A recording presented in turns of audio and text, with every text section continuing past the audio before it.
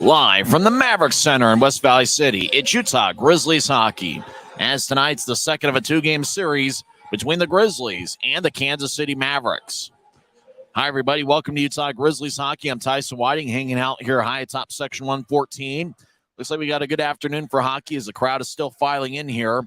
Last night, the Grizzlies got a 6-3 victory as Keaton Jameson got a Gordie Howe hat trick as he scored 2 goals, 1 assist, and had a second period fight. I think if I remember right, it's the first Gordie Howe hat trick by a Grizzlies player this season. And it was a pretty good night for Terran Pfizer, who had 1 goal and 1 assist. And Connor McDonald, the Grizzlies captain, also had 1 goal and 1 assist. And Trent Miner got the victory, stopping 26 of 29. The second period was dominated by the special teams as Utah had 2 shorthanded goals and a power play goal. All of that coming in the second period. Tyler Penner scored a shorthanded goal in the second period. Then 3 minutes later, Terran Pfizer found the back of the net. The Grizzlies also had a power play goal by Vladislav Mikhalchuk, who made his Grizzlies home debut last night, and he picked up his first goal in a Grizzlies uniform.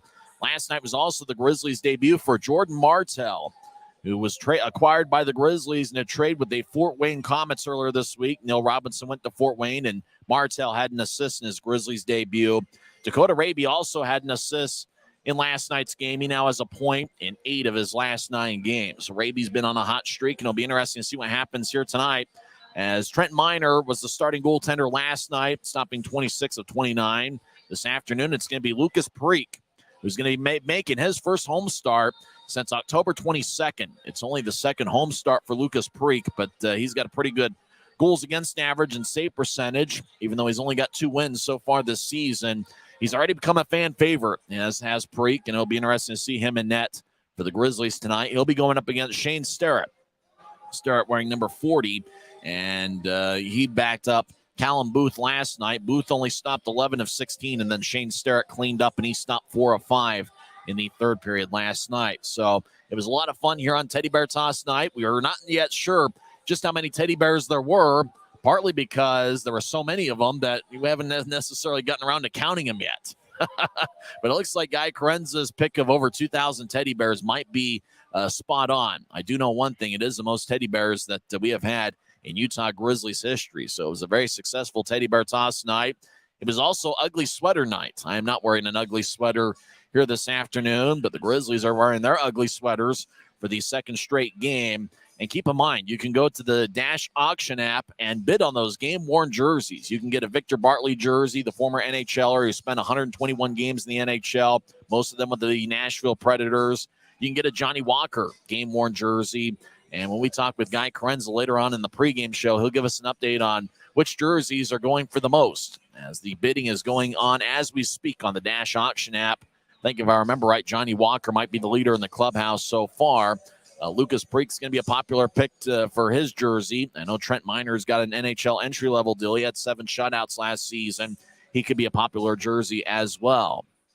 It's going to be a lot of fun here this afternoon. Grizzlies and the Kansas City Mavericks. When we come back, we will go over some scores from around the world of sports, and eventually we'll give you the starting lineups. We'll also talk with Guy Carenza and get his thoughts on just those teddy bear tosses.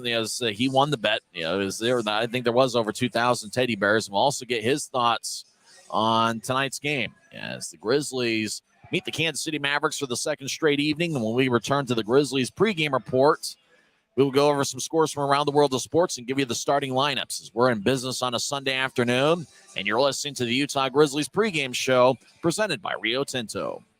If you're out driving and something happens to your car, truck, or even wheelchair, and you end up stuck at a rail crossing, it's going to be okay. Don't panic. Here's what you do. Get out if you can and look for this blue sign on the metal pole. Call the number on the blue sign, and when they answer, tell them the crossing number. The number is right here. This tells them the exact location of the crossing. This is the fastest way to get trains stopped before coming through the crossing. Look for the blue. It helps you. I live for my next goal. Whether it's another pick six or another step forward in life, I wouldn't be who I am without the drive to reach it.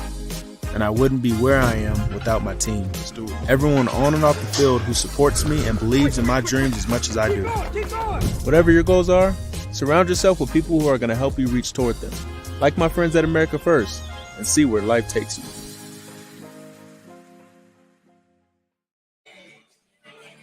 Welcome back to the Utah Grizzlies pregame report. I'm Tyson Whiting. I'm joined here by Guy Carenza, hanging out here high top section 114. And a guy I think it was interesting to see last night, the Grizzlies scored 2 shorthanded goals in a power play tally. The special teams were really the big difference in the game. And Keaton Jameson had a breakout performance for the Grizzlies. What do you expect here today? I expect another dominant performance by the special teams. When I look at Kansas City's penalty kill, it's one of the bottom units in the league. I think it's coming into last night's game was 5th worst in the league. So I think if the Grizzlies can again come out and capitalize on that, that'd be huge.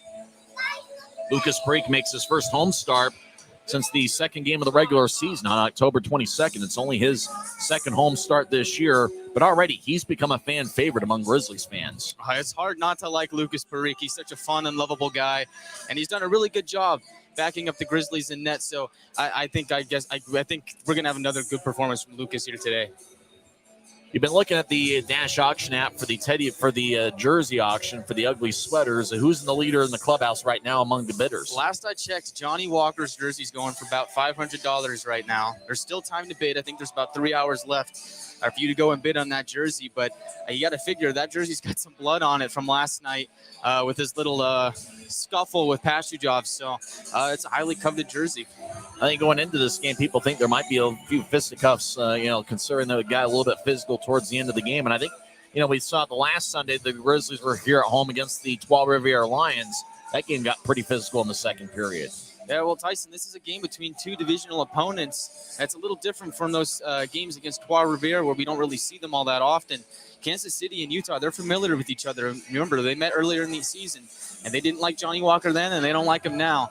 So it'll be interesting to see how Johnny comes out and responds to that, but he's a physical guy, and I love his style of play. He'll do just fine. Hey, we like Johnny over here on the Grizzlies side. Who's your pick to click tonight? My pick to click, there's a guy last night that I really stood out to you and I both, and that was Jordan Martell. We know with his time in the QMJHL, he's a prolific scorer, and I watching him last night, I can tell why. I mean, he just moves around. He's got such good speed. He moves the puck really well. That was just his first game with the Grizzlies. I like what he can do in his second outing. I'm going with Jordan Martell. I'm going to go with – it's a tough pick. I'm going with James Shearer. His second game back after an injury that sidelined him for a month and a half. I think Shearer's going to get on the scoring sheet here tonight. I got him as my pick to click. That's a good pick. We'll get Kiki Crumb's pick to click here shortly, and everybody make your pick to click on the live chat on the Utah Grizzlies YouTube feed. Last night, the pick to click champion was Keaton Jameson, and I wish we had last night's chat to figure out if we had a winner there. Looks like Nadine Hellwell is going with Kyle Pouncey, and looks like Martell's the pick of Becky Holso, and Scott Hellwell is going to go with Johnny Walker, and looks like Kyle Pouncey is another pick with a Hellwell family member. We need to figure out who Scott Hellwell's got as his pick to not play so well for Kansas City. And we need to figure out, we'll have the pick to click, but we'll also have a kind of the opposite of the pick to click from the visiting side. pick somebody on the other team who he thinks is not going to play well for Kansas City. But it should be a lot of fun here this afternoon. I said tonight, considering the fact that it's about 3 o'clock here in the afternoon as the fans are still filing in here. The first period, Kansas City has been, it's been their best period, whereas the Grizzlies' best period has been the second. It will be interesting to see, how the first period turns out, because the Mavericks in the first period this season are a +9, whereas the Grizzlies are a +8 in the goal differential in the second period. So it's going to be critical to get off to a fast start. Yeah, Tyson, I agree with that. And I think last night the Grizzlies and the Mavericks played a pretty evenly paced first period. Possession seemed to be in favor of both teams. It was just an even split, although we saw Kansas City was leading in the faceoff department by a pretty big margin. I think for the Grizzlies, you want to minimize that. You want to try and get it as equal as can, or in your favor as much as you can. But I like if the Grizzlies come out here and they play a similar period to what they did last night, and then again go off in the second period, I'm completely fine with that, because that's their style of play, and that's just what they do, and I think that favors them. Thanks for joining us. We'll talk to you during the first intermission. Oh, thank you, Tyson. That's Guy Carenza. He's going to have the post-game story that you can see at UtahGrizzlies.com. When we come back, we'll get Kiki Crumb's pick to click, and we'll give you the starting lineups for both teams. It's the Grizzlies and the Mavericks face-off coming up next on the Grizzlies Hockey Network. If you're out driving and something happens to your car, truck, or even wheelchair, and you end up stuck at a rail crossing, it's going to be okay. Don't panic. Here's what you do. Get out if you can, and look for this blue sign on the metal pole. Call the number on the blue sign, and when they answer, tell them the crossing number. The number is right here. This tells them the exact location of the crossing. This is the fastest way to get trains stopped before coming through the crossing. Look for the blue. It helps you. I live for my next goal. Whether it's another pick six or another step forward in life, I wouldn't be who I am without the drive to reach it. And I wouldn't be where I am without my team. Everyone on and off the field who supports me and believes in my dreams as much as I do. Whatever your goals are, surround yourself with people who are going to help you reach toward them. Like my friends at America First, and see where life takes you. Welcome back to Utah Grizzlies hockey. I'm Tyson Whiting. We got Kiki Crum hanging out with us. She typed up the postgame story at UtahGrizzlies.com. And, of course, being an idiot that I am, I put my name on who typed the postgame story. A little plagiarism on my part. We'll make sure to correct that. But, Kiki, who's your pick to click tonight? Jameson had such a good game last night. I think he's going to be my pick to click this night. I think he's going to kind of feed off of his energy last night, and so that's going to be my pick to click. We'll make sure to talk to you during the first intermission and get your thoughts on what happened here in the first 20 minutes. Sounds good. That's Kiki Crum. Let's get to the starting lineups for both teams. First for the visiting Kansas City Mavericks, led by third-year head coach Tad O'Had. The starting goaltender is Shane Sterrett, who's got a record of 5-3-2 with one shutout, a 2.89 goals against average, and 904 save percentage. Sterrett is 6'5" and 195 pounds. If that name sounds familiar, he played against the Grizzlies quite a bit a few years ago with the Wichita Thunder. Starting defensive pairing is Josh Helms, who's got 4 assists in 18 games, and he'll be paired up with Mark McNulty, who's scoreless in 13 games for the Mavericks this season. Starting forwards, he had a goal last night. Keegan Howe has 5 goals and 2 assists in 16 games this year. Hugo Watt does not have a single goal in 15 games this year, but he does have 7 assists. He had the main assist on Howdeshell's goal halfway through the first period. And Pascal LeBurge has 19 points in 19 games, 6 goals and 13 assists. Cole Koski looks like he's a scratch tonight, which is a little bit surprising considering he came into last night's game with 9 goals in his last 9 games. And Tristan Mullen also looks like he might be a scratch, as well as Jake Jaremko. So that's 3 really good forwards who are not in the Kansas City lineup tonight. They do get Josh Lamon back. I don't think Lamon played last night. Watch out for Nick Passagov, the Kansas City captain. He's got 19 points in 15 games. And Jeremy McKenna leads the Mavericks with 12 goals this season. He got a power play goal in the third period last night. For the homestanding Utah Grizzlies, who have a record of 10-12 on the season, they're led by second-year head coach Ryan Kanasowicz. His assistant is Jared Pike. The Grizzlies are going to have Lucas Preek in net. It'll be the second home start for Preek. 5 of his previous 6 games have been on the road, and he's got a record of 2-4 with a 2.85 goals against average and 912 save percentage. Preek wearing number 35. His backup tonight is number 50, Trent Miner. And if you didn't didn't hear the news, Garrett Metcalf was loaned to the AHL San Diego Gulls, and so the Grizzlies down to 2 goaltenders on the roster, and we certainly hope that Garrett Metcalf gets some playing time in San Diego and that he performs well. He's obviously a Salt Lake City native who's done a great job for the Grizzlies over the last 3 seasons. Starting defensively for the Grizzlies is going to be the captain, Connor McDonald, who had 1 goal and 1 assist last night. This season in 21 games, he's got 2 goals and 2 assists, and he'll be paired up with my pick to click, James Shearer, who is scoreless through 4 games. Remember, he returned last night after missing 18 games. He played the first 3 games of the regular season, suffered an injury on October 28th, and he missed a good month and a half, but he returned last night. He is a +2 this season. Watch out for sure. Might get some power play time for the Grizzlies, and he's one of those guys.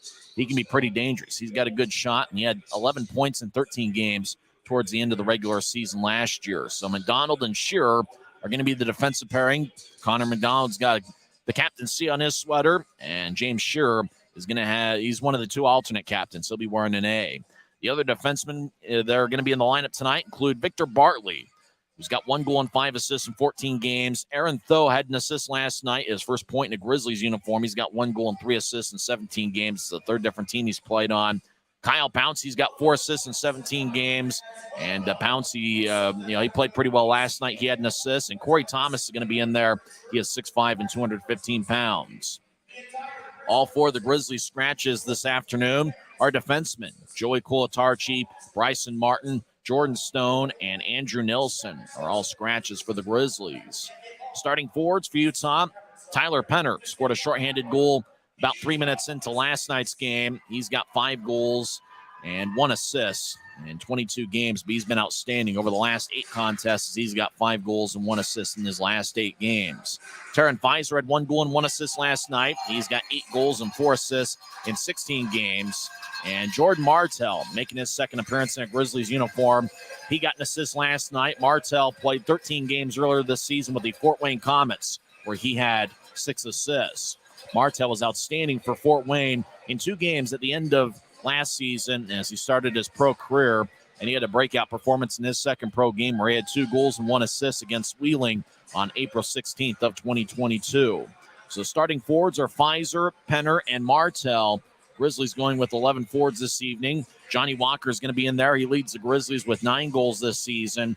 Keaton Jameson with the Gordie Howe hat trick last night. He's the pick-to-click of Kiki Crum. We'll talk to her during the intermission.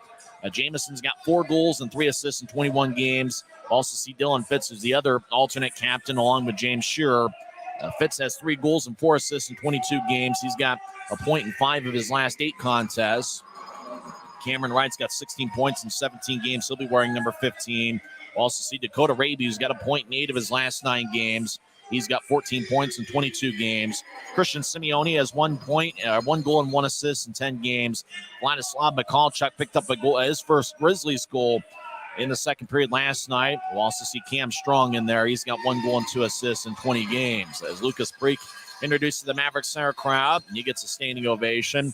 Preek has really turned into a fan favorite, and it's good to see. He was the starting goaltender last year for Rapid City, and he's done a good job for the Grizzlies with a .912 save percentage. Connor McDonald being introduced, and so is James Shearer, as the Grizzlies wearing their ugly sweaters for the second straight game. Remember, go to the Dash Auction app, and you can bid on those game-worn jerseys. You can get a Taryn Fizer jersey, the former Victoria Royal star in the WHL. And you can also get Tyler Penner's jersey, the Iron Man, who played in every game last season. And this is the Grizzlies' 23rd game this year. Tyler Penner has participated in them all. In fact, there's only a few players that have played in every game. After I said it's game 23 for the Grizzlies this season. Johnny Walker, Dylan Fitz, Tyler Penner, and Dakota Raby. There's now 4 players who have appeared in every game this season. Once again, it's Walker, Fitz, Penner, and Raby. As that's the 4 players who have appeared in every game for the Grizzlies this season. All 4 of them will be in the Grizzlies lineup tonight. And it's going to be a fun one here tonight. Grizzlies and the Kansas City Mavericks. And when we come back in 2 minutes, we'll have face-off here at Maverick Center. And you're listening to the Utah Grizzlies pregame report presented by America First Credit Union. When you pay with the Nitro card at Maverick, you always save 10 cents or more on fuel every gallon, every day. And you could save a whole lot more thanks to Nitro Best Price. Pick up a Nitro card and upgrade your Adventure Club account today.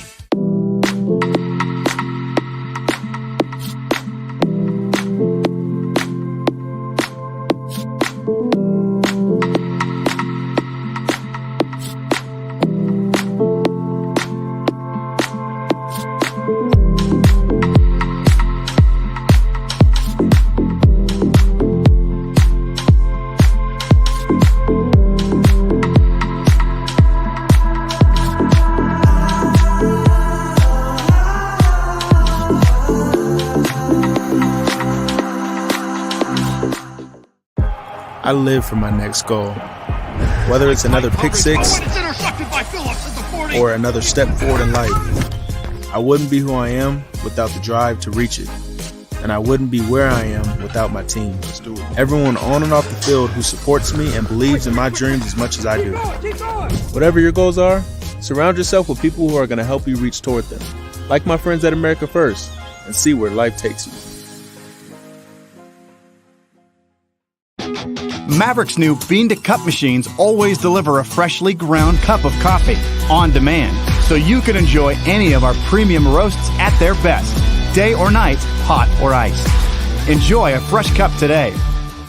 If you're out driving and something happens to your car, truck, or even wheelchair, and you end up stuck at a rail crossing, it's going to be okay. Don't panic. Here's what you do. Get out if you can. and look for this blue sign on the metal pole. Call the number on the blue sign, and when they answer, tell them the crossing number. The number is right here. This tells them the exact location of the crossing. This is the fastest way to get trains stopped before coming through the crossing. Look for the blue. It helps you. It's a great night for hockey. It's two big standings points are on the line tonight as the Grizzlies take on the Kansas City Mavericks in the last of a two-game series. Last night, the Grizzlies got a 6-3 victory as Keaton Jameson had 2 goals and 1 assist. Taryn Fizer and Connor McDonald each had 1 goal and 1 assist. Referee tonight is Tyler Haskell. The linesmen are Craig Peterson and Colin Kleinendorf. Shane Starrett is in net for Kansas City, and Lucas Preek is in net for Utah. As Utah in their ugly sweaters, they wore them last night as well. Utah wins the draw as it goes to James Shearer. Grizzlies skating from right to left as we see it from high atop section 114. As Shearer skates down the middle, he's now at neutral ice, crosses center ice left wing and drives around the boards, hits a stanchion and glides towards the right circle. As Keegan Howdeshell battling for Kansas City, he'll throw it across as the Mavericks skate from left to right. They'll nudge it towards the near wall. Shearer dumps it back in, but the puck exited the zone as the Grizzlies are off sides. As we got our first whistle 24 seconds into the game. Everybody make your pick to click as to who's going to be the player of the game on the Grizzlies live chat. I am going to go with James Shearer as my pick to click. Kiki Crumb's going with Keaton Jameson, and Guy Carenza is going to pick, I can't remember who Guy had as his pick to click. He'll have to tell us during the first intermission. As draw's going to be neutralized. Tyler Penner kicked out of the face-off circle. Taryn Fizer will take the draw. I get the short-term memory loss thing where I can't remember what happened 10 minutes from now. As the Grizzlies win the draw, shot by McDonald is saved by Starrett as McDonald took the shot from just outside the Kansas City blue line. Draw's going to be an offensive zone 1 for Utah as they make their first line change of the game as Cameron Wright enters the ice with Keaton Jameson and Dakota Raby. The 2 defensemen are Kyle Pouncey and Victor Bartley. Pouncey's been outstanding for the Grizzlies here this season. He's been a solid defenseman in his second year with Utah. Draw won by the Grizz. Kyle Pouncey, right point shot. Blocker saved by Starrett. Rebound goes out to Jeremy McKenna, who had a goal last night. He leads Kansas City with 12 on the season. He'll feed it to the left side. Mavericks skate towards the circle. Lefty shot. Glove saved by Preek, and he holds on as we get a whistle with 19-17 left here in the first period. So we're just underway. So sit back, relax, and enjoy this one as it might get physical here towards the end of this game. After all, this is the 5th meeting between these clubs. The Grizzlies have won 3 in a row against Kansas City as the Grizz have been outstanding on the power play against the Mavericks. It'll be interesting to see what happens here this afternoon. Kansas City more of a higher scoring team, and they play a lot of higher scoring games like last night was. Grizz win the draws. Dakota Raby gets to neutral ice, and he dumps it in. Raby gets pushed and hits the ice, but he gets back to his feet as the Mavericks. Nate Konepke gets taken away by Jameson, who skates along the near goal line, takes a shot, and it goes wide of the mark as he was trying to go stick side on Starrett. As the Mavericks will feed it ahead to neutral ice. Now a right wing pass to McKenna. It glances off his stick and goes to Victor Bartley. Bartley will dish it out towards Jameson. It goes past him, and the Grizzlies are calling for icing with 18:48 left in the first. Make sure to follow the Grizzlies on Facebook, Twitter, Instagram, TikTok, and Snapchat. I'm on Twitter at Tyson on Sports.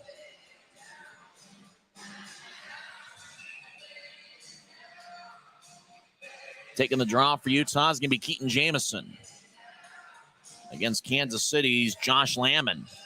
Mavericks were without 3 pretty good forwards in Cole Koski, Tristan Mullen, and Jake Jaremko. As the draw won by Kansas City, Tommy Muck in the offensive zone. Right point takes a lefty shot. Saved by Preek in the butterfly position as it goes off the end boards, and Lamon skates around the net. He used to play for Allen. He'll feed it up top for Jordan Sambrook. Sambrook towards the end wall. Gets it to Luke Stevens. It bounced off his stick. Now another Maverick takes over, and that's Luke Morgan. As now the puck towards the near boards, and I get it out to the point for Sambrook. Bartley delivers a hit. Sambrook with a shot that's blocked. Bartley gets it, and he'll lift it over the head of Morgan as it bounces to neutral ice. Taken back by Sambrook, who will backpedal into his own zone. Grizzlies make a line change. Up ahead to Morgan. It glanced off his stick. Now it's in the Kansas City zone. Mavericks have control of the puck, though, as the Grizzlies deliver a hit, and that's Cam Strong. Out to center ice, Luke Morgan, right wing. He gets cut off by Corey Thomas, gets divorced from the puck as Cam Strong gets hit by Mark McNulty, and he gets divorced from the puck as the Mavericks skating from left to right here about 2 minutes into the game. Kansas City up ahead. It glanced off of Thomas's stick and goes deep in the Grizzlies zone As a pass out to the left side, Mavericks with a centering feed, picked off by Johnny Walker. He'll throw it out to Dylan Fitz. He's got an A on his ugly sweater. He'll cross center ice and dump it in, even though the Grizzlies' ugly sweaters actually look pretty nice. Cam Strong gets hit over the Kansas City end wall. Now Michalchuk gets blasted. He's wearing number 25. Kansas City skates along the side. Hugo Waugh skates down the middle. Now he gains the offensive line and veers off to the left. Kansas City centering pass shot. Saved by Parikh. What a stop by Lucas. And the whistle blows. I think we got a penalty, and it might be on Utah as they were back checking. And it looks like charging is going to be the call. Who's the penalty going to be on? Might be on Kansas City. As referee goes to center ice, and he makes a signal. Charging's the call. And Michalchuk's the one to put two palms in the air. He's going to the Rogers and Russell Legal Solutions holding cell. Have you or someone you know been charged with a DUI? Rogers and Russell is Utah's DUI defense firm. Consequences for driving under the influence in Utah are serious, and you need great attorneys on your first line. Look for a letter in the mail from Rogers and Russell inviting you to schedule a free consultation. Don't throw away or disregard this letter. Call and get Utah's best DUI defense team, Rogers and Russell. Mavericks on the power play for the first time tonight. They were 1 for 5 last night as the Mavericks throw it to the left side after winning the faceoff. Now centering pass, lefty shot. They fanned on it. Goes to Sandbrook, righty shot. And saved by Parikh as rebound goes out towards the far corner. Mavericks skating from left to right here in the first period. As passage job will feed it out towards Morgan. Now to the left point. Mavericks get it across to Pascal LeBerg. Over to the high slot. Sandbrook with a shot that's blocked. Rebound goes out towards the near boards. LeBerg wearing number 29. We'll get it back to Sandbrook. Get it over to the left side. Mavericks patient with their approach as they feed it over to LeBerg on the right side. Now to McKenna. One-timer, and it's blocked by Penner. As Grizzlies skate towards the far corner, Bartley will backhand it out to neutral ice. Penner gets it. Utah scored 2 shorthanded goals last night. Penner gets it poked away as Kansas City crosses center ice. They gain the line with momentum. Ryan Harrison will feed it to the left side. Now across it, bounced off a Maverick and goes out to center ice. Utah chasing after it. Cam Wright was looking to skate towards the offensive zone, but lost the puck as he was battling with Tommy Muck. Now Luke Morgan, right side, steps over the blue line. He'll drift over to the corner. He'll bounce it off the near boards for Muck. Muck will skate towards his left as he's now on the left side of the ice. Mavericks feed it to the far goal line as Kansas City skates just outside the left circle. Now they feed it up top for Muck. He'll skate towards his right. He's now in the slot. He'll throw a left wing pass. Lefty shot, and it's blocked out in front of Parikh about 5 feet. And the Grizzlies come back the other way. Cam Strong carries it out to center ice. He gets it poked away. Grizzlies will dump it in. Delayed offside as it's played by Shane Sterrett behind the net. 23 seconds left in the Kansas City power play. 15:44 and counting left in the first. Still no score. Utah won 6-3 last night, and they have won 3 in a row against Kansas City. Mavericks in their white jersey with a lot of orange and black mixed in. Feed it over to the right side, the cross center ice. Loren Yolette will dump it in. He's the longest tenured current Maverick as he's behind Utah's net. So he'll get it over to Morgan. Now Yolette gets it back. He'll feed it to the right side for Theo Calvis to take a righty shot. Saved by Parikh as out of the penalty box is Michalchuk. Grizzlies 1 for 1 in the penalty kills here so far as we're still scoreless about 5 minutes in. Bartley has to go to Pouncey on the far side. Grizzlies still in their zone as they lift the puck into center ice area. And it's taken by Nate Konepke. And the Nebraska Omaha product will feed it over to the left side. Center and pass shot goes wide. Taken back by Utah. Pitchforks it out to center ice. Bouncing puck crowned at center by Dylan Fitz. He feeds it ahead towards Walker. Dishes it out to center ice for Pfizer. Pfizer skates in. High slot. Shot, and it goes high off the glass. Puck ends up hitting the side of the net as Pfizer gets over to Fitz. Now he'll fire a tough angled shot that hits Johnny Walker, is battling out in front of the net. Now to the left point, it goes past Corey Thomas. Foot race into the Grizzlies zone as Thomas and Josh Lamon get there about the same time in the right corner. Thomas takes the puck away from Lamon. He'll feed it ahead. Now the Grizzlies will dish it across to Walker. Now to Raby, who steps in from the right side as the arm is raised. Penalty on Kansas City as the Mavericks touch up the puck as the whistle blows. As Johnny Walker got tripped up as he was entering the offensive zone. Holding's the call, and now somebody has pushed Johnny Walker as the worm is getting under the skin of Josh Elms. Elms is not the one to go to the penalty box, though, as looks like number 24, Mark McNulty, picking up penalty minutes, 30 and 31 this season. Walker does lead the Grizzlies in penalty minutes with 71. In fact, Walker leads all league rookies with 71 penalty minutes. McNulty gets 2 minutes for interference, 5:38 into the contest, still scoreless. It's Utah's first power play of the game.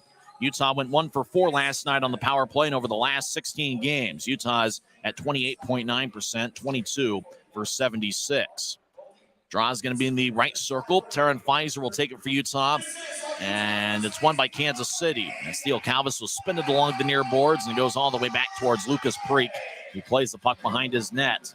He'll give it to Victor Bartley as Jordan Martell's out there with Cameron Wright, Taryn Pfizer, and Johnny Walker.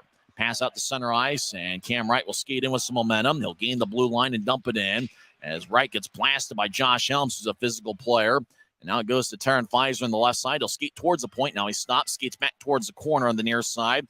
Now looking to throw it back up top to Martell, and Kansas City got a stick in the way as it goes all the way back towards Lucas Preek, who will skate towards the far circle. He'll hand it off to Victor Bartley. Bartley over to Wright, who's got 3 goals and 13 assists this season. Back to Bartley. He's near the Kansas City blue line as the Mavericks poke it away, but Bartley's able to keep it in the offensive zone. Bartley over to Raby, but he couldn't handle it, and Kansas City backhands it all the way out of the zone towards Lucas Preek. Both teams make a line change. Halfway through the Grizzlies' first power play of the game, still scoreless about 6.5 minutes in. Aaron Tho will feed it back towards McCallchuck, now to Raby. Raby skates into the left side, gains the line, gets over to Shearer, back around towards Raby. It goes back to the right corner. Kansas City will spin it along the far boards and all the way back towards Preek as Kansas City has just cleared one puck after another. With Utah's success on the power play against Kansas City recently, you can tell the Mavericks are spending a lot of time focusing on this penalty kill. As Raby out to neutralize, they cross center. Raby with a lot of speed gains the offensive line, skates towards the near corner. Raby trying to feed it back towards Tho and didn't get much on it. Kansas City clears it back to center as it hits off it, Tho. Will skate back to the Utah blue line to get it. 20 seconds left in the power play. Tho wearing number 28 will feed it back to Shearer. James with an A on his sweater, the former Brandon Wheat Kings captain. He now skates in front of Preek and feeds it to the far side or near side for Raby. Back to Shearer. Now to Tho at neutral ice. Tho along the near boards. Pokes it ahead looking for McCallchuck. And now it's taken by Kansas City. They'll feed it ahead for Hugo Watt. Glanced off his stick and goes deep into the Grizzlies zone.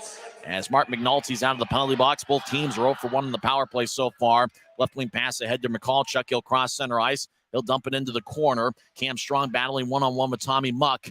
And Muck and another Maverick comes and gets it after Muck and Strong collide along the boards. Kansas City crosses center and dumps it in. Preek has a glance off his stick towards the near boards. Thomas will feed it from one corner to the other. That's Christian Simeone over to McDonald. Now across to Thomas in the near side. Thomas skates north-south. Reek wide pass looking for Simeone. He got a piece of it, so no icing as he chases after it.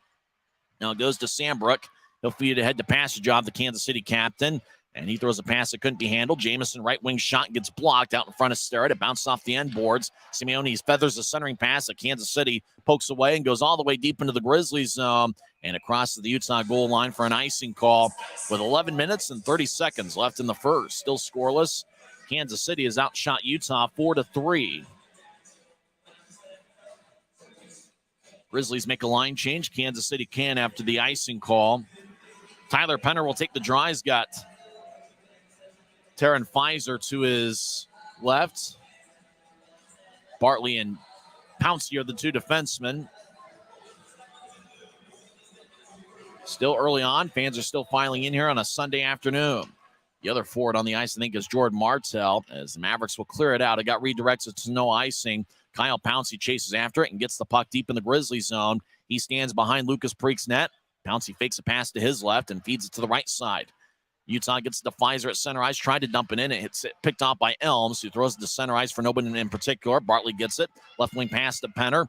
Tyler trying to feed it to Pfizer out in front. Passes wide of the mark. It goes to the right corner. Pfizer battling with Martell and two Mavericks. As Martell skates towards the right circle, gets poked away by Stevens. Now it goes to Penner, who skates towards his left. Penner drops off to the high slot for Bartley. He'll take a shot that goes wide, trying to go stick side on Starrett. Grizzlies in the right circle.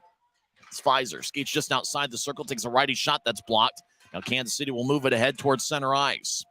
Pfizer feeds it across to Martell at center ice, and he'll get it back to Bartley in the Grizzly zone as Utah spreads the ice. Bartley ahead to Penner, who one-time taps it deep in the Maverick zone. Grizzlies sneak in a line change as Kansas City gets out to center ice for Howdeshell. He'll skate into the right circle, take us to the lefty shot. Saved by Preek, and he holds on. 10:23 left in the first period. There's a timeout on the ice. We'll take one as well. Both teams are 0 for 1 on the power play. Kansas City has outshot Utah 5-3. This is Utah Grizzlies hockey, presented by Rio Tinto. If you're out driving and something happens to your car, truck, or even wheelchair, and you end up stuck at a rail crossing, it's going to be okay. Don't panic. Here's what you do. Get out if you can and look for this blue sign on the metal pole. Call the number on the blue sign, and when they answer, tell them the crossing number. The number is right here. This tells them the exact location of the crossing. This is the fastest way to get trains stopped before coming through the crossing. Look for the blue. It helps you. I live for my next goal. Whether it's another pick six or another step forward in life, I wouldn't be who I am without the drive to reach it. And I wouldn't be where I am without my team. Everyone on and off the field who supports me and believes in my dreams as much as I do. Whatever your goals are, surround yourself with people who are going to help you reach toward them. Like my friends at America First, and see where life takes you. Draws in the Grizzlies' right circle as we got no score halfway through the first period. Grizzlies win the draw as Utah trying to get it out of the zone. Kansas City battles. Now it's taken by McDonald for Utah. Feed it across to Shearer. James will dump it in, and it looks like icing is going to be called. As Shearer was in Grizzlies territory, he was hoping that Keaton Jameson would win a foot race, but Kansas City does have pretty quick defensemen. So the draw is going to come back to Lucas Parikh. 10-11 is left in the first period. Dakota Raby has a .8 of his last 9 games, and he's been outstanding for the Grizzlies. And really, it started with that 3-game series against the Trois Rivières Lions back in late November. He scored 2 points in each of the 3 games there. He had an assist in the third period last night. Draw in the left circle, won by Kansas City. Take a righty shot that gets blocked. Now the Mavericks will drift it over to the right point. Calvis with a shot, deflects off the stick of Jameson. Bouncing puck, McDonald on 2 knees, but Kansas City gets it. They'll feed it around the net. Now the Mavericks on the right side. They'll bounce off the near boards. Calvis will nudge it back off the end wall. McKenna over to the right side, siren pass shot, and it goes wide. Back to the corner. McKenna gets pushed by Jameson. McKenna spins it around to the left side. Pass job will kick it off a skate. Now it goes to Raby in the right corner. He avoids a check of Harrison as the Mavericks feed it to the right circle. Goes past Passage-off. Now a lefty shot, saved by Parikh, and it goes out of play off the protective netting. That shot was taken by Nate Konepke, who's 6'3" and 198 pounds, 2 goals and 4 assists this season.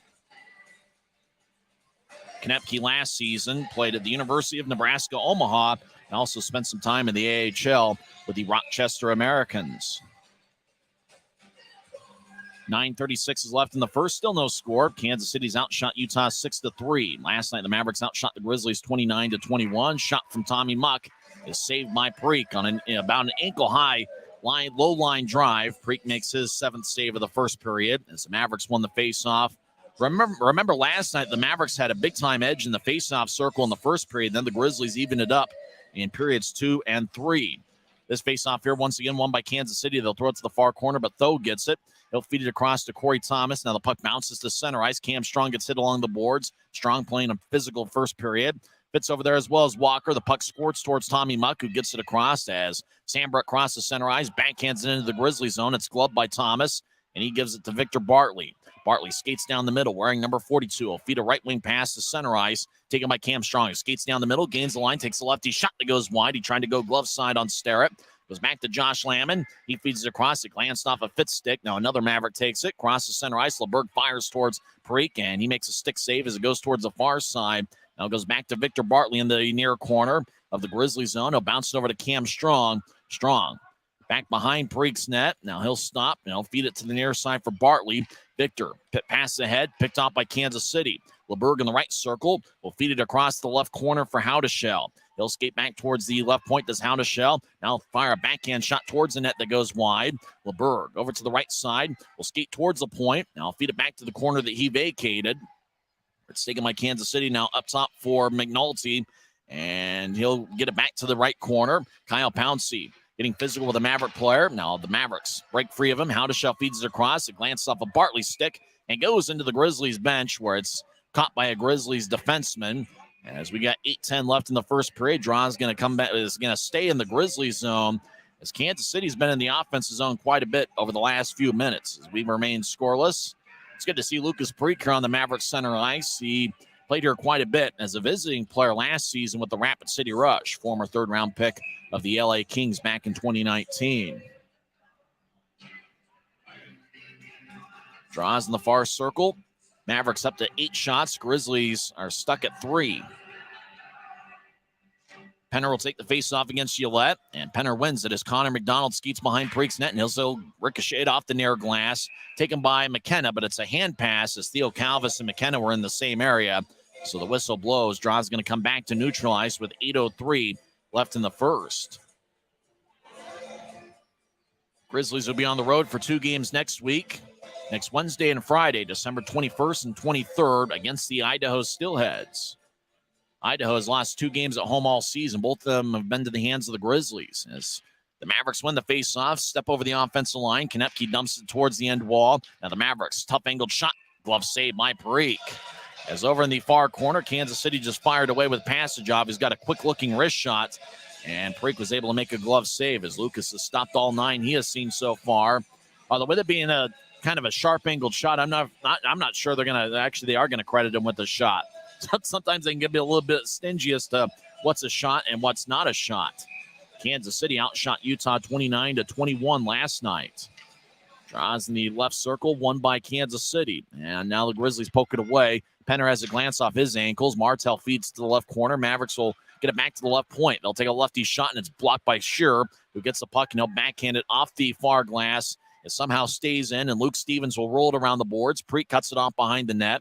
McDonald gets to Pfizer on the near boards. Pfizer will now skate north-south as he crosses center ice, and now he veers off to the right, and he gets taken away as Kansas City had 3 guys at center ice waiting for him.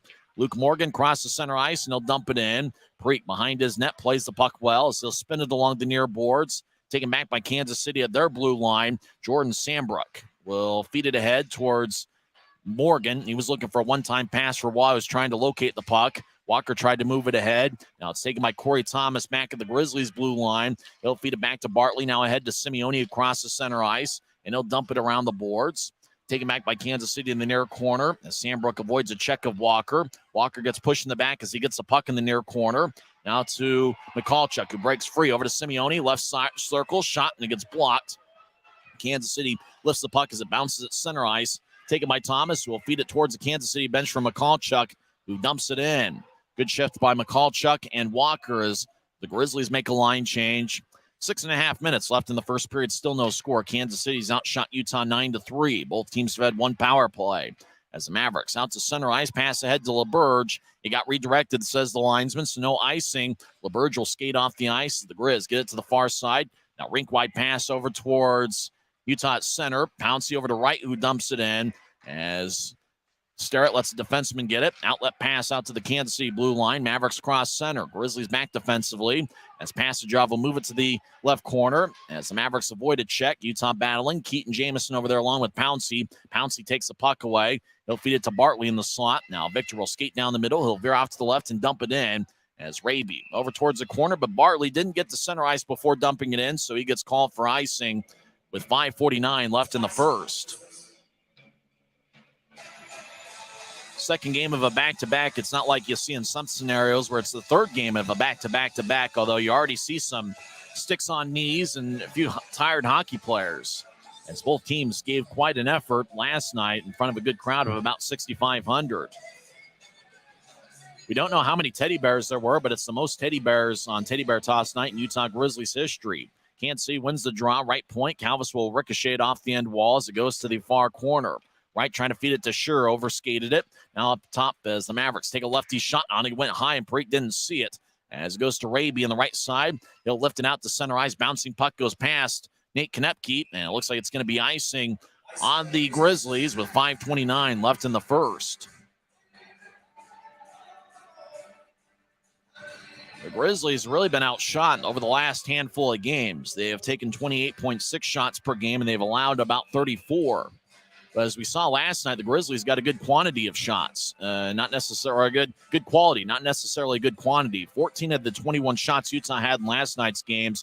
Last night's game was considered scoring chances. Mavericks win the face-off right side as over in the right corner, Josh Lamman gets hit and gets held up. Now Lamman will move it across. Kansas City skates around Utah's net. Now they'll feed it to the left point. Across to Calvis on the right side. He'll feed it to the slot. One-time tap off a Lamman stick goes towards Preek. Kansas City couldn't get a shot off, so they feed it back up top. Now Calvis on the right side, looks to center. It kicks off a Grizzly. Utah moves it ahead to Cameron Wright. Right on the far side, still in the Grizzly zone. Kansas City battling. They'll ricochet it off a Wright.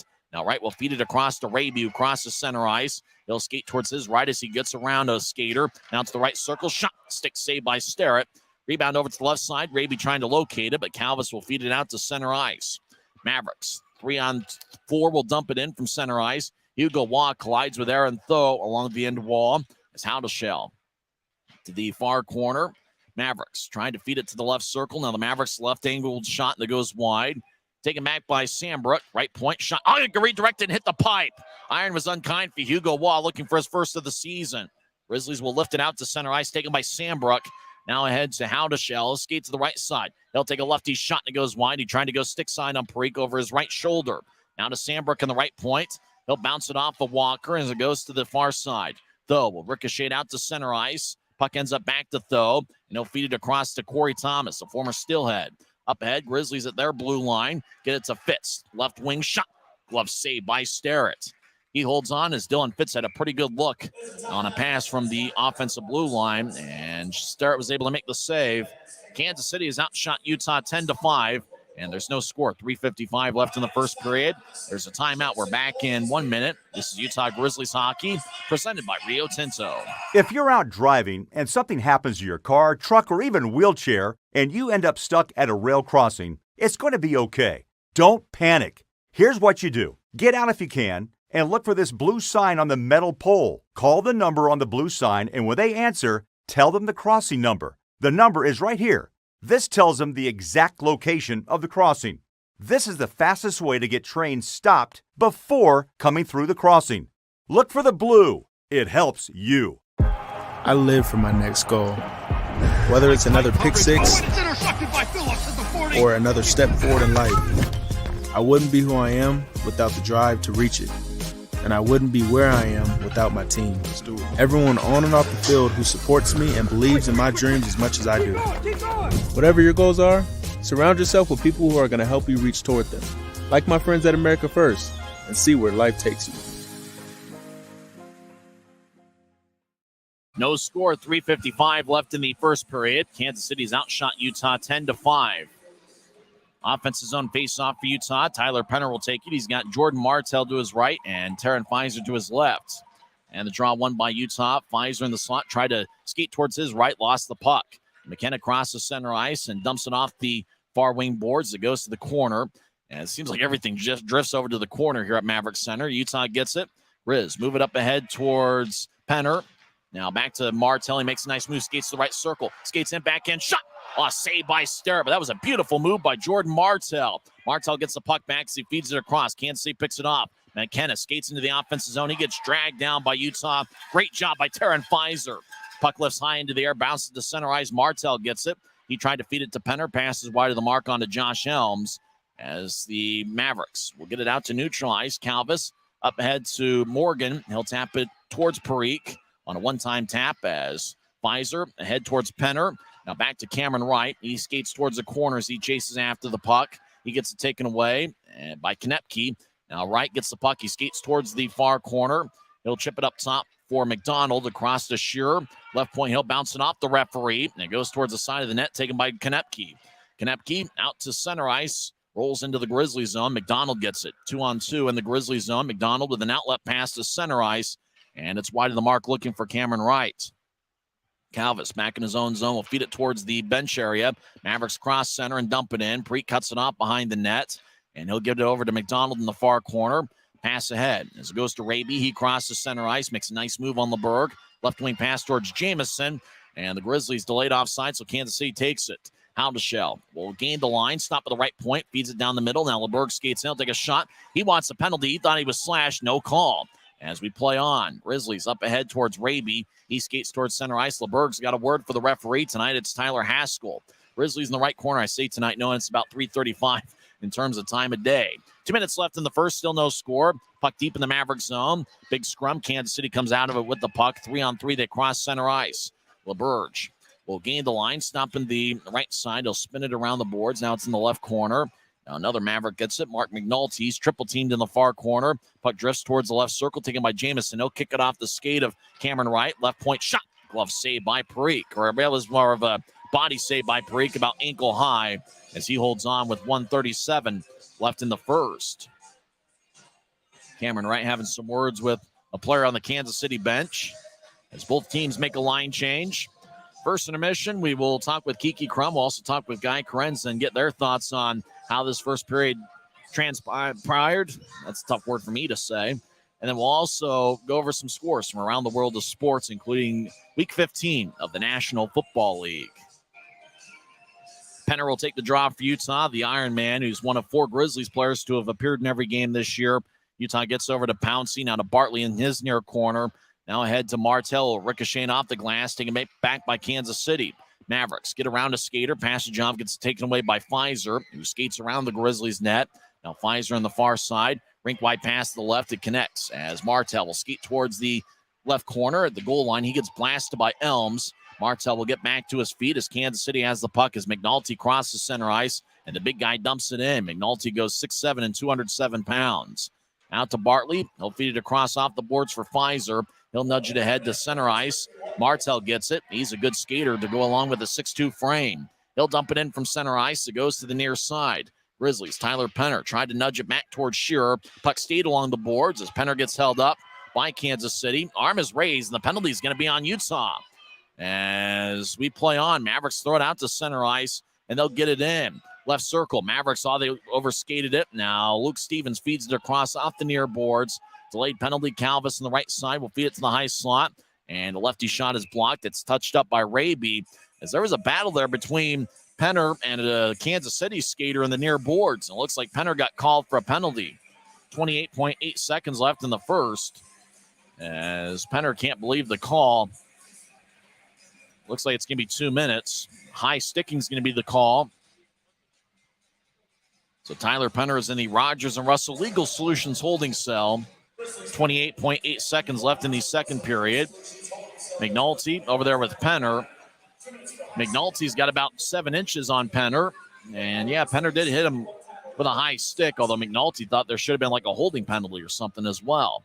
Off the draw, Kansas City wins it. Over in the left side, Mavericks. Late in the period, McKenna gets the pass job in the corner. Back to McKenna on the left point. And so feed it across to LaBerge.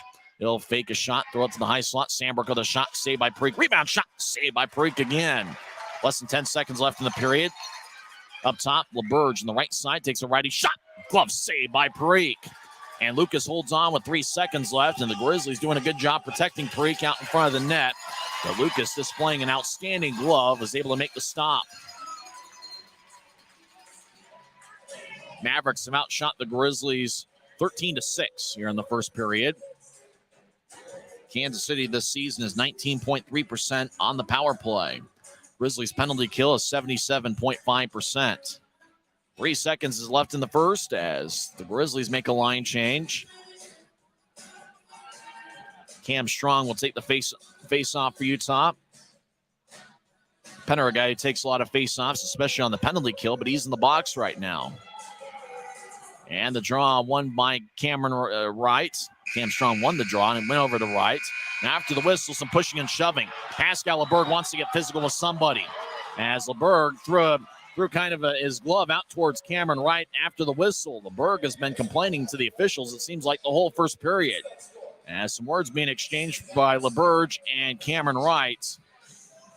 And it looked like LeBerg wanted to hit somebody after the horn sounded. And it seemed like him and Connor McDonald dusted it up a little bit.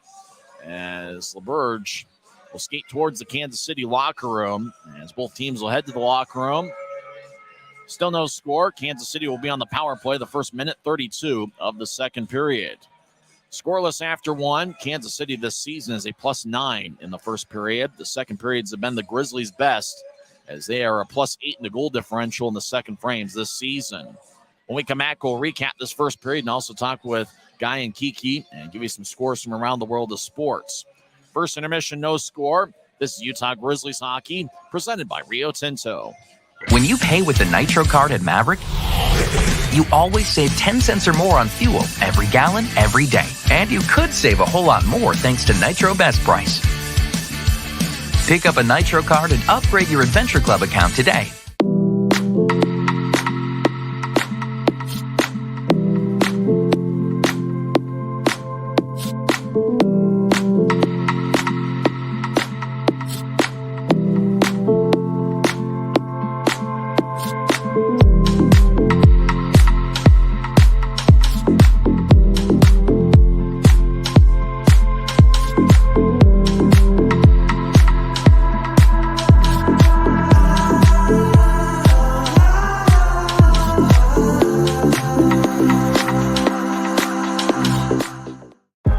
I live for my next goal. Whether it's another pick six or another step forward in life, I wouldn't be who I am without the drive to reach it. And I wouldn't be where I am without my team. Everyone on and off the field who supports me and believes in my dreams as much as I do. Whatever your goals are, surround yourself with people who are going to help you reach toward them. Like my friends at America First, and see where life takes you. Maverick's new bean-to-cup machines always deliver a freshly ground cup of coffee on demand, so you can enjoy any of our premium roasts at their best, day or night, hot or iced. Enjoy a fresh cup today. If you're out driving and something happens to your car, truck, or even wheelchair, and you end up stuck at a rail crossing, it's going to be okay. Don't panic. Here's what you do. Get out if you can, and look for this blue sign on the metal pole. Call the number on the blue sign, and when they answer, tell them the crossing number. The number is right here. This tells them the exact location of the crossing. This is the fastest way to get trains stopped before coming through the crossing. Look for the blue. It helps you. First intermission here at Maverick Center. No score between the Grizzlies and the Mavericks. Kansas City will be on the power play the first minute 32 of the second period as Tyler Penner got a high sticking minor, 1931 in. And it looks like there was matching penalties 20 minutes into the first period. Pascal LeBurge got an unsportsmanlike conduct minor, and Cameron Wright got a roughing minor. Times of those penalties exactly 20 minutes into the first period. So LeBurge and Wright will start the second period in the penalty box. It was an interesting first period in terms of the shot count. Kansas City outshot Utah 13-6. In terms of scoring chances, Kansas City had 5 and Utah had 1. It was an outstanding first period by Lucas Preek, who stopped all 13 shots that he saw. Kansas City had 9 hits to the Grizzlies 6. Utah 4 giveaways. Kansas City had 2. And other than that, there wasn't a whole lot to be said. As for the 6 shots for Utah, Dylan Fitz had 2, and then 4 other Grizzlies had 1. Connor McDonald, Kyle Pouncey, Dakota Raby, and Jordan Martell. For Kansas City, Pascal LeBurge had 3 shots, and then 2 shots each for Tommy Muck, Nick Passagov, and Ryan Harrison, and then 1 shot for Nate Konepke, Jordan Sambrook, Keegan Haldeshell, and Luke Stevens. Shane Starrett for Kansas City stopped all 6 shots he saw in the first period. We're joined by Kiki Crum. No, she's not the owner's daughter. Kiki, it was one of those nondescript first periods. It almost felt like, with Kansas City being on the power play for the first minute 32, that, it almost seemed like the end of the first period kind of translates and, maybe into some action in the second period. But, what stood out to you? I'm not too worried that we're going to be shorthanded in the second period, just because last night I feel like we proved we can, our penalty kill is strong. So I think that we can, I think that we can overcome. We can overcome. Yes, thank you. I do think that we need to capitalize more on our power plays. I feel like our power plays need a little bit more work. I want to say I'm very impressed with Dakota Raby. I think he's playing like he wants to get something done, and he's getting really close. So, I'm excited. On the verge, on the brink. The brink, yes. It's great to see Lucas Preek out here. First home start since the second game of the regular season. I thought he was outstanding in the first period. I did too. Miner played really well last night, but I think Parikh is doing really well tonight, and I'm excited to watch him throughout the game. It's interesting to see the scoring chances. I mean, Utah, you think about 21 shots last night, but 14 scoring chances. So 2/3 of the Grizzlies' shots last night were scoring chances. Only 1 scoring chance for Utah to Kansas City's 5.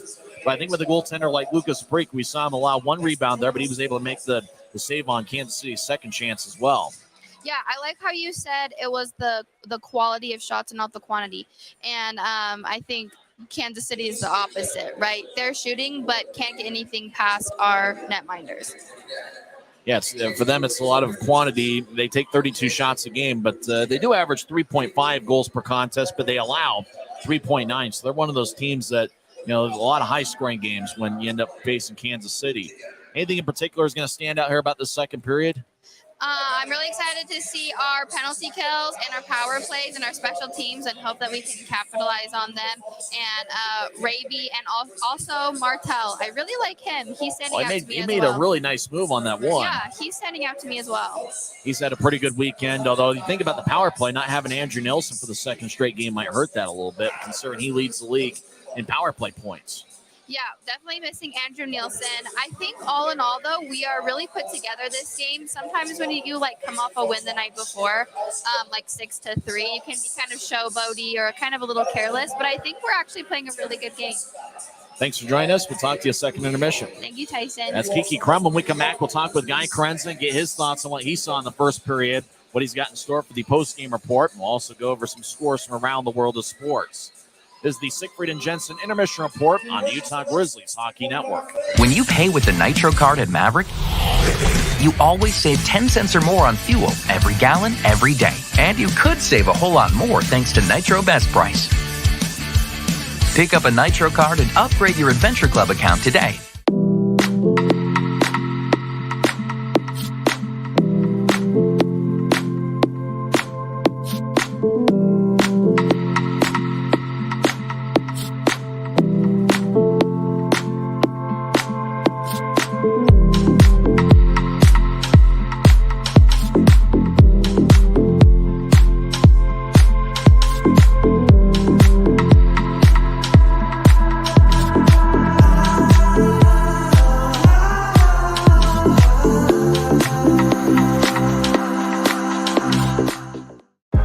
I live for my next goal.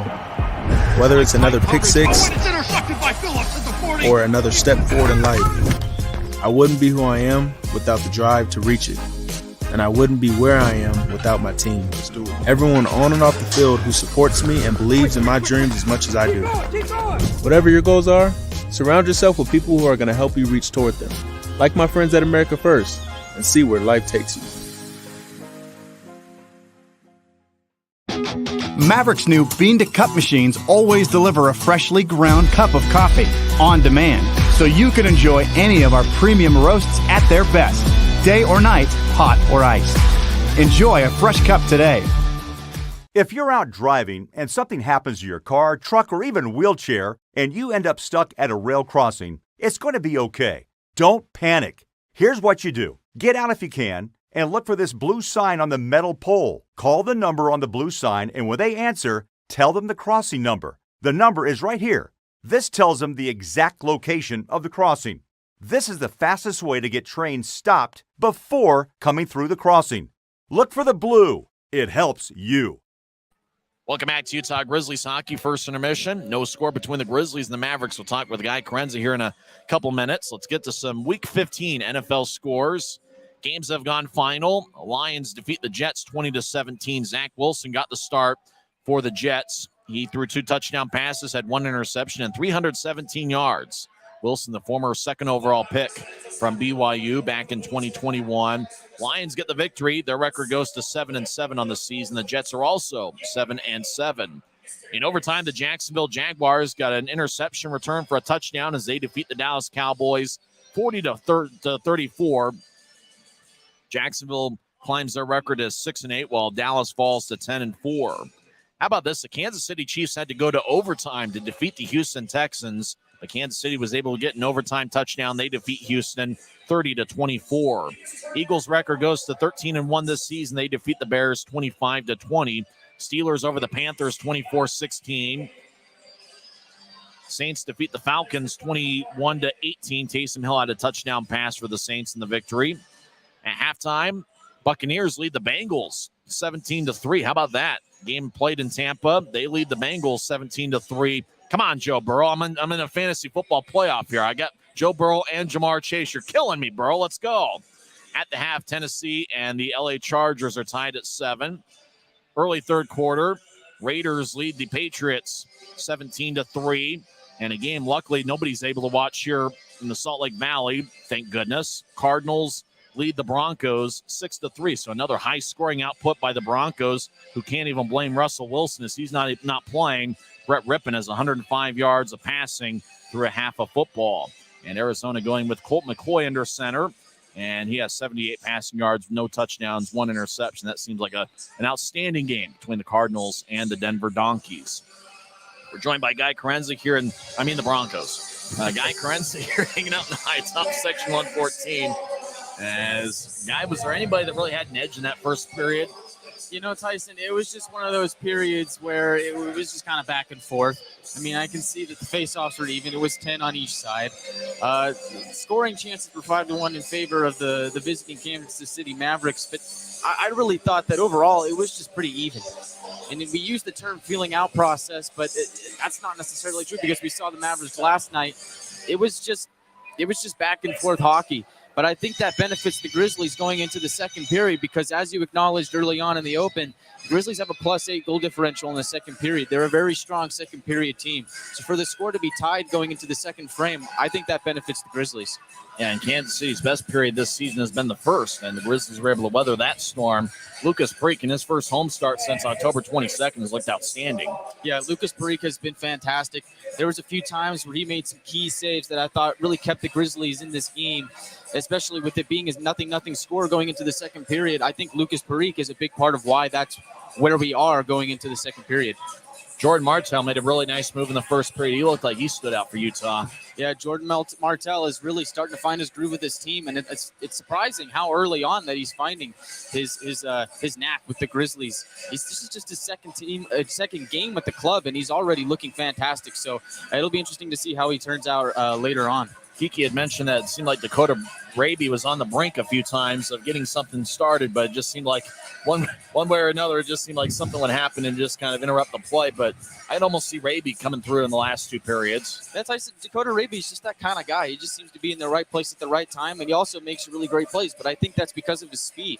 He's a really fast player, and so with his speed, he uses it to make plays happen. So certainly that's the guy to look out for in the second period. Now, after the period, Cameron Wright for Utah and Pascal LeBurge picked up matching penalties. Now, are we going to, I'm trying to get some clarification. Are we going to skate 4-on-3 to start the second period, or is it going to be 5-on-4? I think it'll be interesting to see. Well, maybe I'll ask Roger Orr, the off-ice official, but it's interesting to see some physical play there. LeBurge had been complaining a few times, thinking that he should have been awarded a power play and wasn't getting it. And so it seemed like after the whistle, he wanted to hit somebody. Well, it's no surprise that this game is starting to pick up physically. I mean, as we mentioned before, these are two division rivals. They do not like each other. The Mavericks and the Grizzlies. It's a rivalry. And we saw Johnny Rocker get into it last night with Pashijov. There's going to be some fighting. There's going to be some hitting. It's going to be a gritty game all around. So the Grizzlies got to fight back against the Mavericks here. I think for the Grizzlies, you want to protect home ice, especially when you consider that the next 5 games are against the juggernaut Idaho Steelheads, who have, a record of like 23-1. I mean, Idaho leads the league in goals per game, and they also lead the league in goals allowed per game in terms of being the best defensively and offensively. So, and you're facing a team not named the Idaho Steelheads at home, especially a divisional opponent. You want to take care of home ice. Yeah, Tyson, I couldn't agree more. Games like these are key. I mean, you look at a team like the Kansas City Mavericks, where you're neck and neck with in the standings. These are games that you got to win. These are crucial points that are going to help you going on into the playoffs. We look at the calendar, and we're only in December, but later on, it could be 2 points, 4 points that you would really like to have later on, and this could be it. So if the Grizzlies could come out here and get the sweep against the Mavericks here at the Maverick Center, that'd be huge. Grizzlies have to kill off a penalty the first minute 32 of the second period.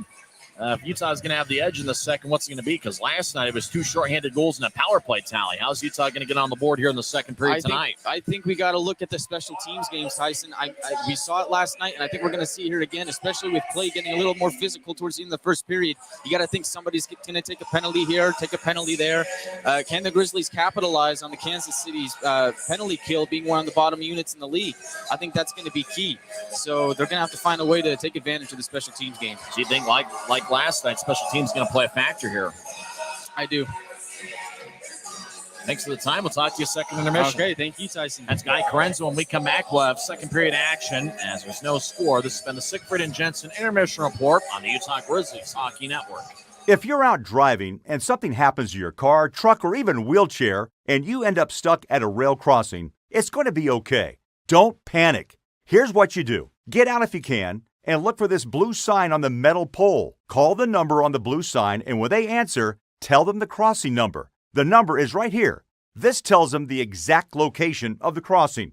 This is the fastest way to get trains stopped before coming through the crossing. Look for the blue. It helps you. I live for my next goal. Whether it's another pick six or another step forward in life, I wouldn't be who I am without the drive to reach it. And I wouldn't be where I am without my team. Everyone on and off the field who supports me and believes in my dreams as much as I do. Whatever your goals are, surround yourself with people who are going to help you reach toward them. Like my friends at America First, and see where life takes you. No scores. We start the second period here in 3 real minutes as Grizzlies take on the Kansas City Mavericks in the last of a 2-game series. Other action in the league, Maine defeated Adirondack 5-2. Atlanta over Savannah 3-1. South Carolina defeats Greenville 4-3. Worcester over Newfoundland 4-1. Just starting out the third period, Wheeling has a 3-2 lead against Cincinnati. First intermission tied at 1, Indy and Fort Wayne. Former Grizzly Neil Robinson's wearing number 94 for Fort Wayne. He's scoreless after 1 period. Looks like former Grizzly Josh Winquist is also playing for the Fort Wayne Comets. And Indy has former Grizzly Cliff Watson in the lineup. He's wearing number 25. He's got an assist from the first period as both teams. That's a big rivalry. Indy's off to a great start this season. They are 17-7-1. Fort Wayne's got a record of 9-8-3-2.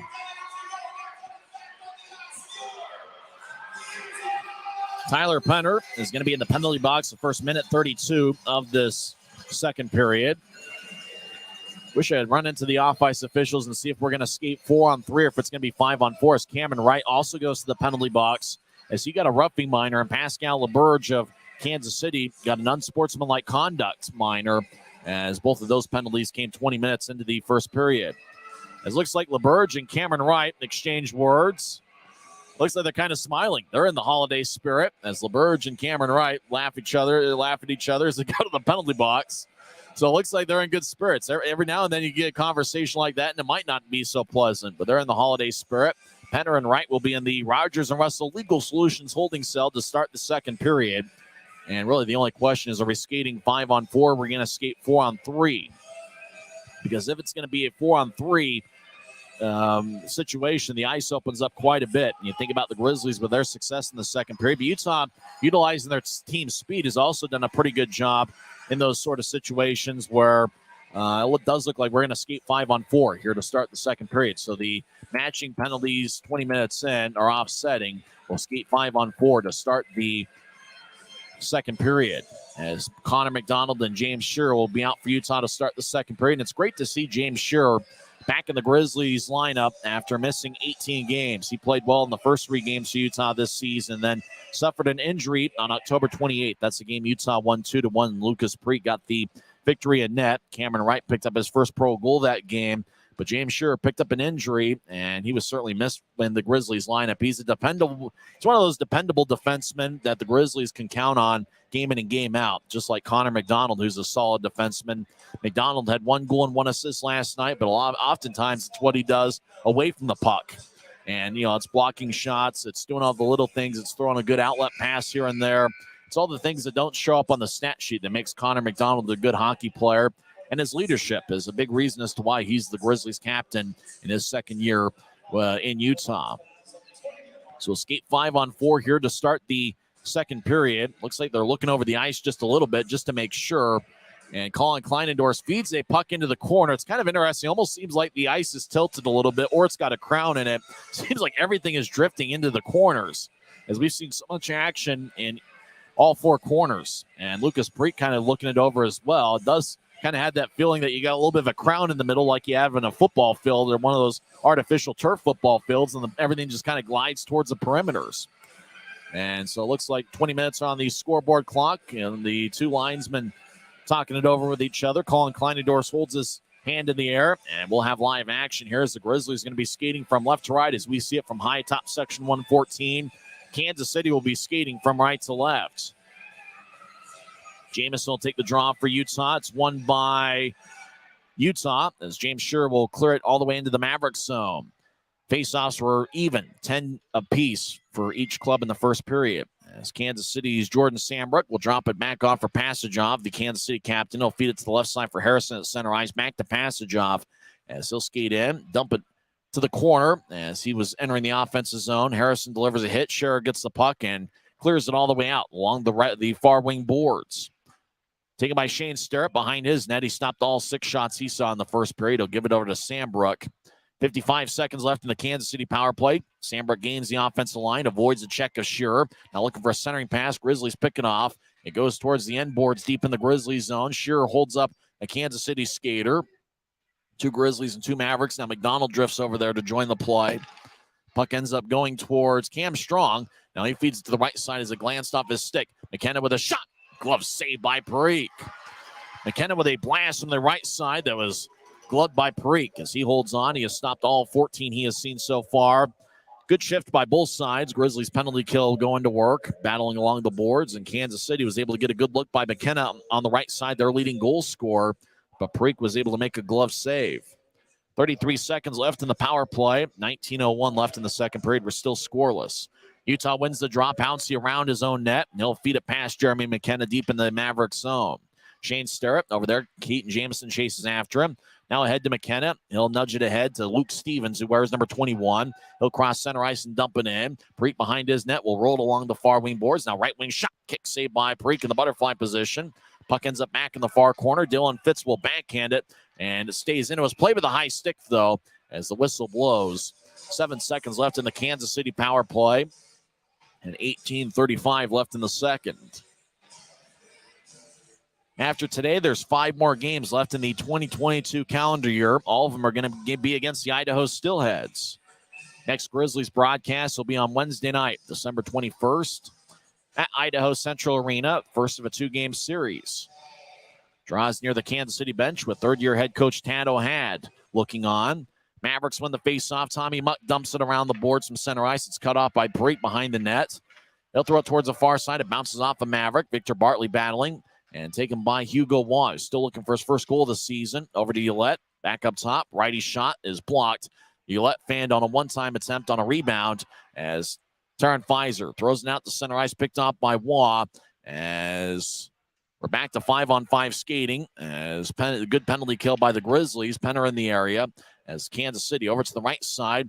Penner pushes down Kansas City and gets the puck. He'll throw it to the right side for Fizer. Taron gains the line. Right wing shot and it goes wide. He tried to go stick side on Sterrett as Aaron Tho gets hit along the far boards. Kansas City gets it. They'll nudge it ahead, but Tommy Muck couldn't reach it.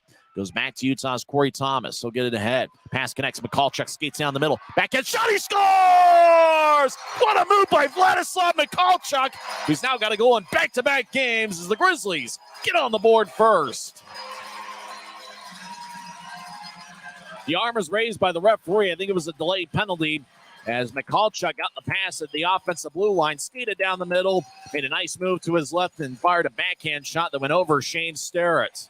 That's one of the best goals in the week in the league, as Michalchuk has scored in back-to-back games. And what a move by Michalchuk in his 3rd season as a pro.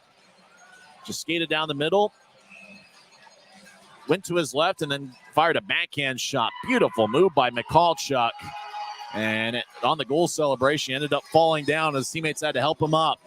Mavericks win the face-off and dump it into the Grizzlies zone, taken by Aaron Tho. As it goes back to the far side, Josh Lamb collides with the Grizzly. Now it squirts towards the middle. Utah picks it off. Bartley ahead to Raby. He'll throw it to the right side for Michalchuk, the goal scorer tonight. He'll throw it to the right corner. Raby battling with Kansas City. He'll throw it to Jameson. Jameson in the right corner as Raby battling as he collides with the Maverick, and that's Mark McNulty. Now Kansas City gets it. They'll carry it out to center ice. Grizzlies back defensively, 3-on-4. Mavericks gain the line. Looking for a centering pass. It goes behind Stevens. Now it goes back to Josh Lamb, left point shot, and a blocker saved by Parikh. Rebound goes to Utah. Grizzle ricocheted off the near boards. It goes past Michalchuk and out to center ice. Taken by Theo Calvis. 3 minutes into the second period, Utah leads 1-0 on Michalchuk's second in a Grizzlies uniform. Out to the left side for McKenna. He gets it taken away. Fits up ahead. I was looking for Johnny Walker. Pass goes wide of the mark. Walker has to race down to the left corner. I tried to center it. Where'd the puck end up? It looks like it goes out of play. 16:40 left in the second. McCallchuk's goal was scored 2:17 into the second period. The assist goes to Corey Thomas. So Thomas gets the assist, the second assist of the season, and this is 12th game. As they show the replay of the McCallchuk goal on the nice video board here at center ice, which has really been a game changer for game entertainment here at Maverick Center. Cam Strong will take the face-off over in the left circle. It's won by Kansas City. They're in their own zone as the Mavericks skate around their own net. They'll feed it ahead to McKenna across the center ice. McKenna gets it to the right side. Now the Mavericks skate around to somebody. Jordan Sandbrook, backhand shot, and he runs into Preek as Lucas made the save, and the Grizzlies are going to go after Sandbrook as Preek luckily gets back to his feet. As Sandbrook got a little bit too close to Preek, fired a backhand shot, and then ran right into the Grizzlies goaltender. The net got dislodged. Preek will skate towards the right corner and let his teammates handle it. Doesn't look like a penalty is going to be called on Sandbrook, as that looks like he is going to skate towards the penalty box. And Sandbrook just ran over Lucas Preek. It's going to be 2 minutes in the Rogers and Russell Legal Solutions holding cell for Jordan Sandbrook, as the Grizzlies are going to be on the power play. Goaltender interference is going to be the call. Have you or someone you know been charged with a DUI? Rogers and Russell is Utah's DUI defense firm. Consequences for driving under the influence are serious, and you need great attorneys on your first line. Look for a letter in the mail from Rogers and Russell inviting you to schedule a free consultation. Don't throw away or disregard this letter. Call and get Utah's best DUI defense team, Rogers and Russell. Goalie interference, time of the penalty, 3:32 into the second period. As Jordan Sandbrook is in the Rogers and Russell Legal Solutions holding cell. Taryn Pfizer will take the draw. Utah leads 1-0. They are now +9 in the goal differential in the second periods this season. Draw, Yolette pushes Pfizer's on two knees. Kansas City will overpower it out to center ice as Bartley chases after it in the Grizzlies zone. As he picks it up in the slot, he'll nudge it ahead towards Cameron Wright. Now Wright gets it from Martell. Martell and Wright kind of similar size guys. Right to the left corner. Kansas City gets it and picks it off and clears it all the way out towards Parikh. Parikh behind his net will give it to Victor Bartley, who's quarterbacking this power play. Bartley will skate down the middle with the long strides. He'll cross center ice, and he'll throw it behind him to Pfizer. Tarrant throws a right wing pass to Wright, who skates into the zone. Wright stops along the near boards, and he'll dish it up top for Bartley, who fakes a shot, gets over to Pfizer. He'll take a shot. Kick saved by Starrett. Rebound gets off the end boards as goes back to Martell. Now to Bartley. Over to Pfizer on the right side. Tarrant will skate towards the corner now. Feed it back up top to Bartley.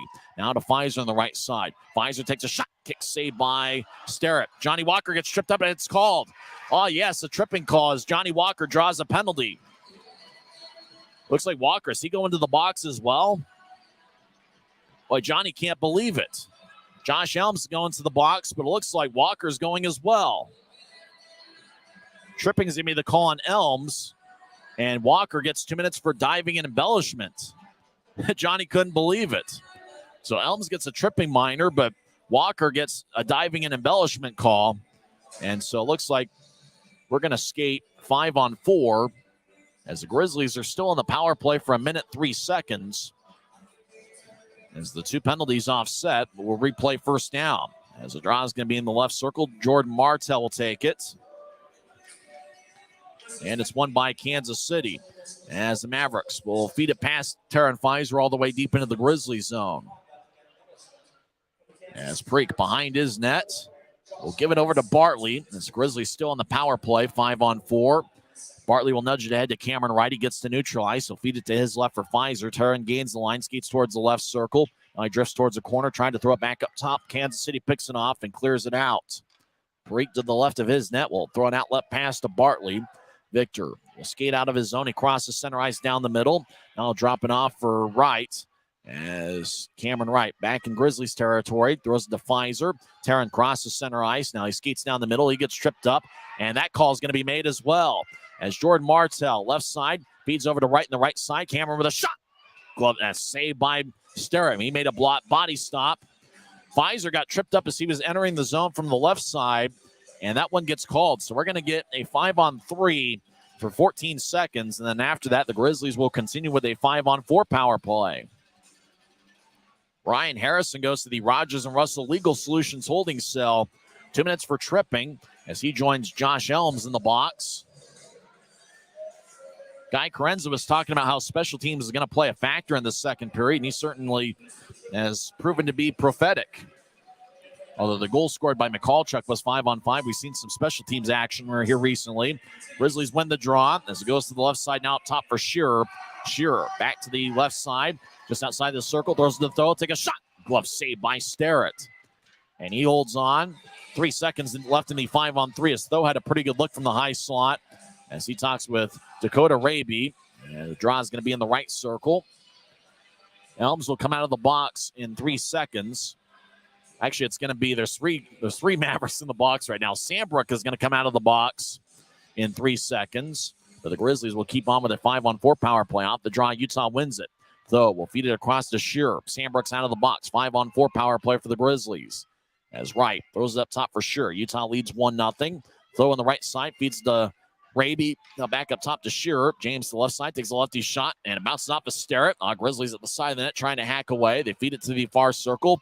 Picked off by Kansas City. Mavericks cross center. McKenna skates down the middle. He's onside. He's to the left side. Backhand shot rolls towards Parikh.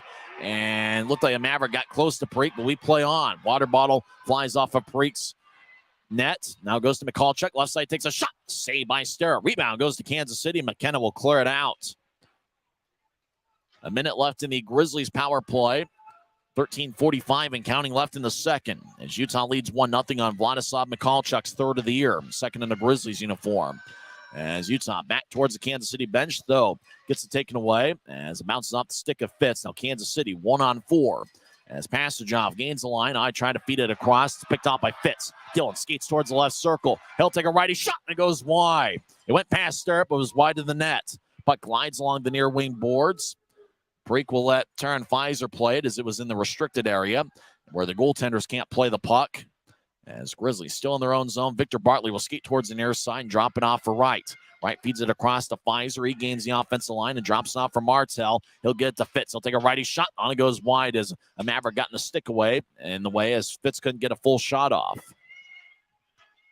Late in the Grizzlies power play, Kansas City gets the puck as McKenna will skate over the offensive line. Lamon over to Yolette. I looked for a centering pass for Konepke out in front. It goes between his legs. Martell gets it as we're through with the power plays. Out of the box is Ryan Harrison as he tries to play Pfizer as he skated towards the penalty box. Pfizer over to Martell, left side. He'll feed it off the boards on the near side for Fitz. He makes a move on Konepke in the corner. Now back behind the net for Martell. He'll throw it up top for Pfizer. Pfizer back to Martell. And he'll take a righty shot. Saved by Starrett. Rebound goes to the far corner. Grizzlies skate from left to right here in the second period. As we get a whistle and a penalty as a Grizzly got dragged down to the ice. It's going to be a holding call. Who's it going to be on? Cameron Wright was battling. It looks like the Grizzlies are going to go back on the power play when we come back. 12:19 left in the second period. As Utah leads 1-0 on Michalchuk's third of the year. This is the Grizzlies Hockey Network. If you're out driving and something happens to your car, truck, or even wheelchair, and you end up stuck at a rail crossing, it's going to be okay.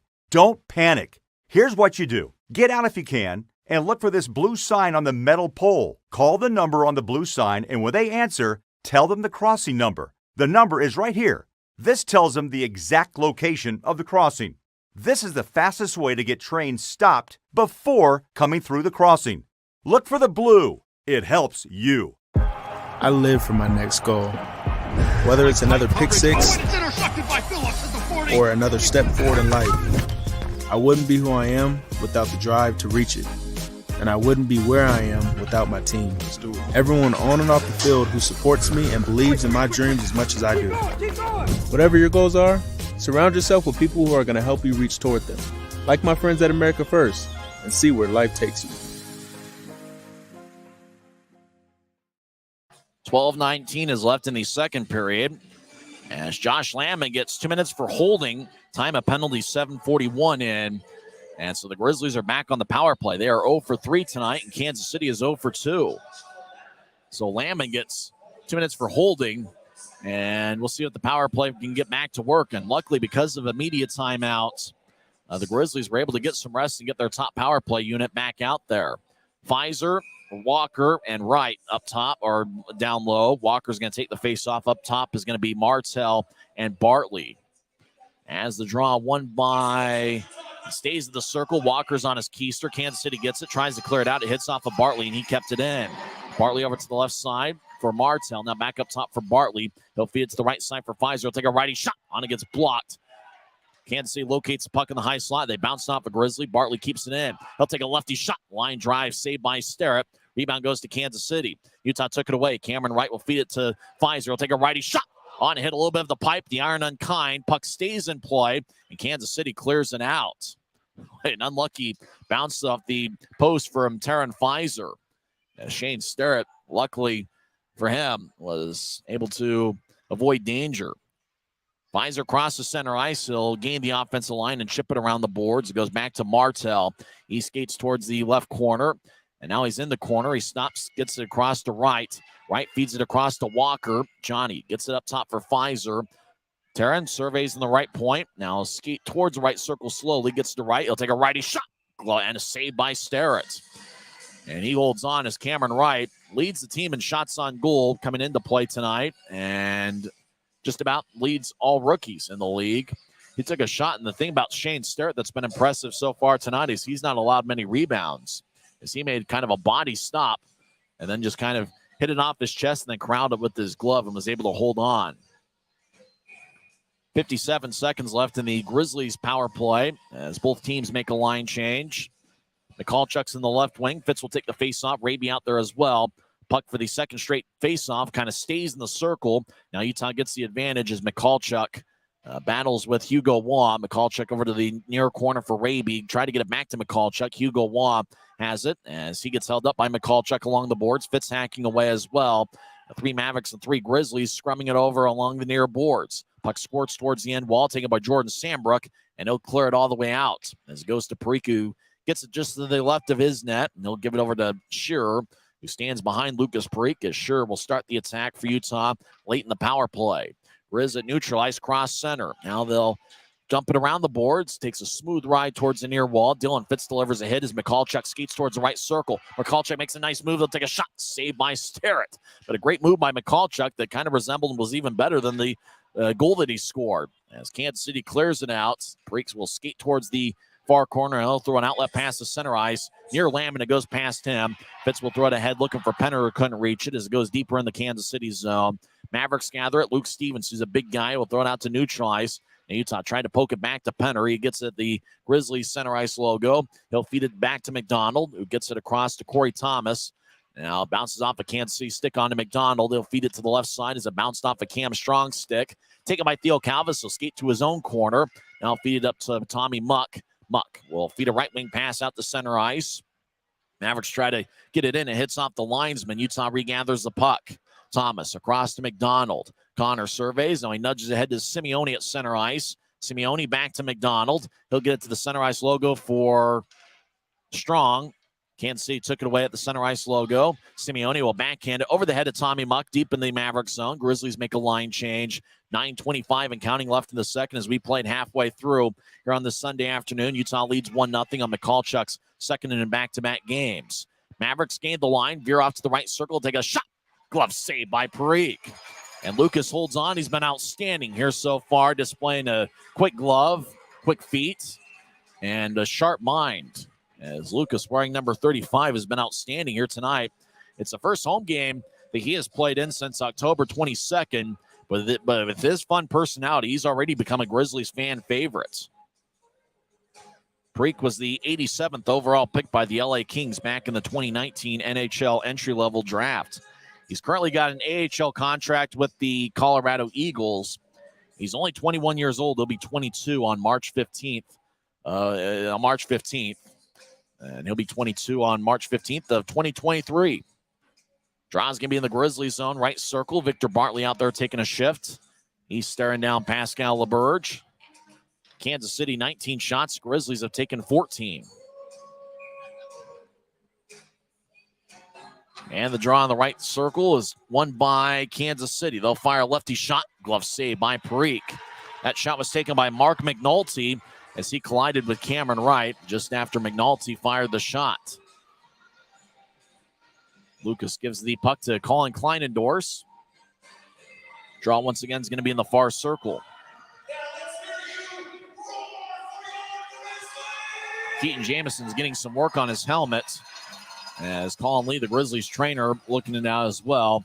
Jameson near the Grizzlies bench. And it looks like he'll leave the ice as Mason Whalen cleans out his helmet. Draws going to be in the right circle. And the draw won by Utah's Penner. We'll get it over to Raby. Back towards Penner. He couldn't locate it. Now Raby nudges ahead, but Kansas City on the right side will skeet towards the circle. Mavericks now behind the Grizzlies goal line. Try to feed it across. Bartley picked it off. They'll ricochet it off the far glass. It's taken back by Kansas City, who peels back into their own zone. They'll feed a pass to the near side for LeBurge. He'll get it across the center ice for Waugh. He fans on dumping it in. Now Waugh gets it back. Tried to gain the line. Raby with a back check took it away. Up ahead to Cameron Wright. He avoids a check. And is Wright looks to center it out in front. Nobody there. Starrett will nudge it towards the near side.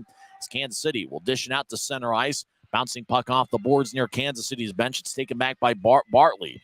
Victor Bartley skates down the middle. He was a teammate of Ryan Canassa, which is back in the 2009-2010 season.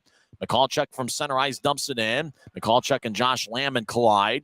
And the puck ends up towards the far side. Martell battling as Kansas City still with the puck as they're over in the far corner of their own zone.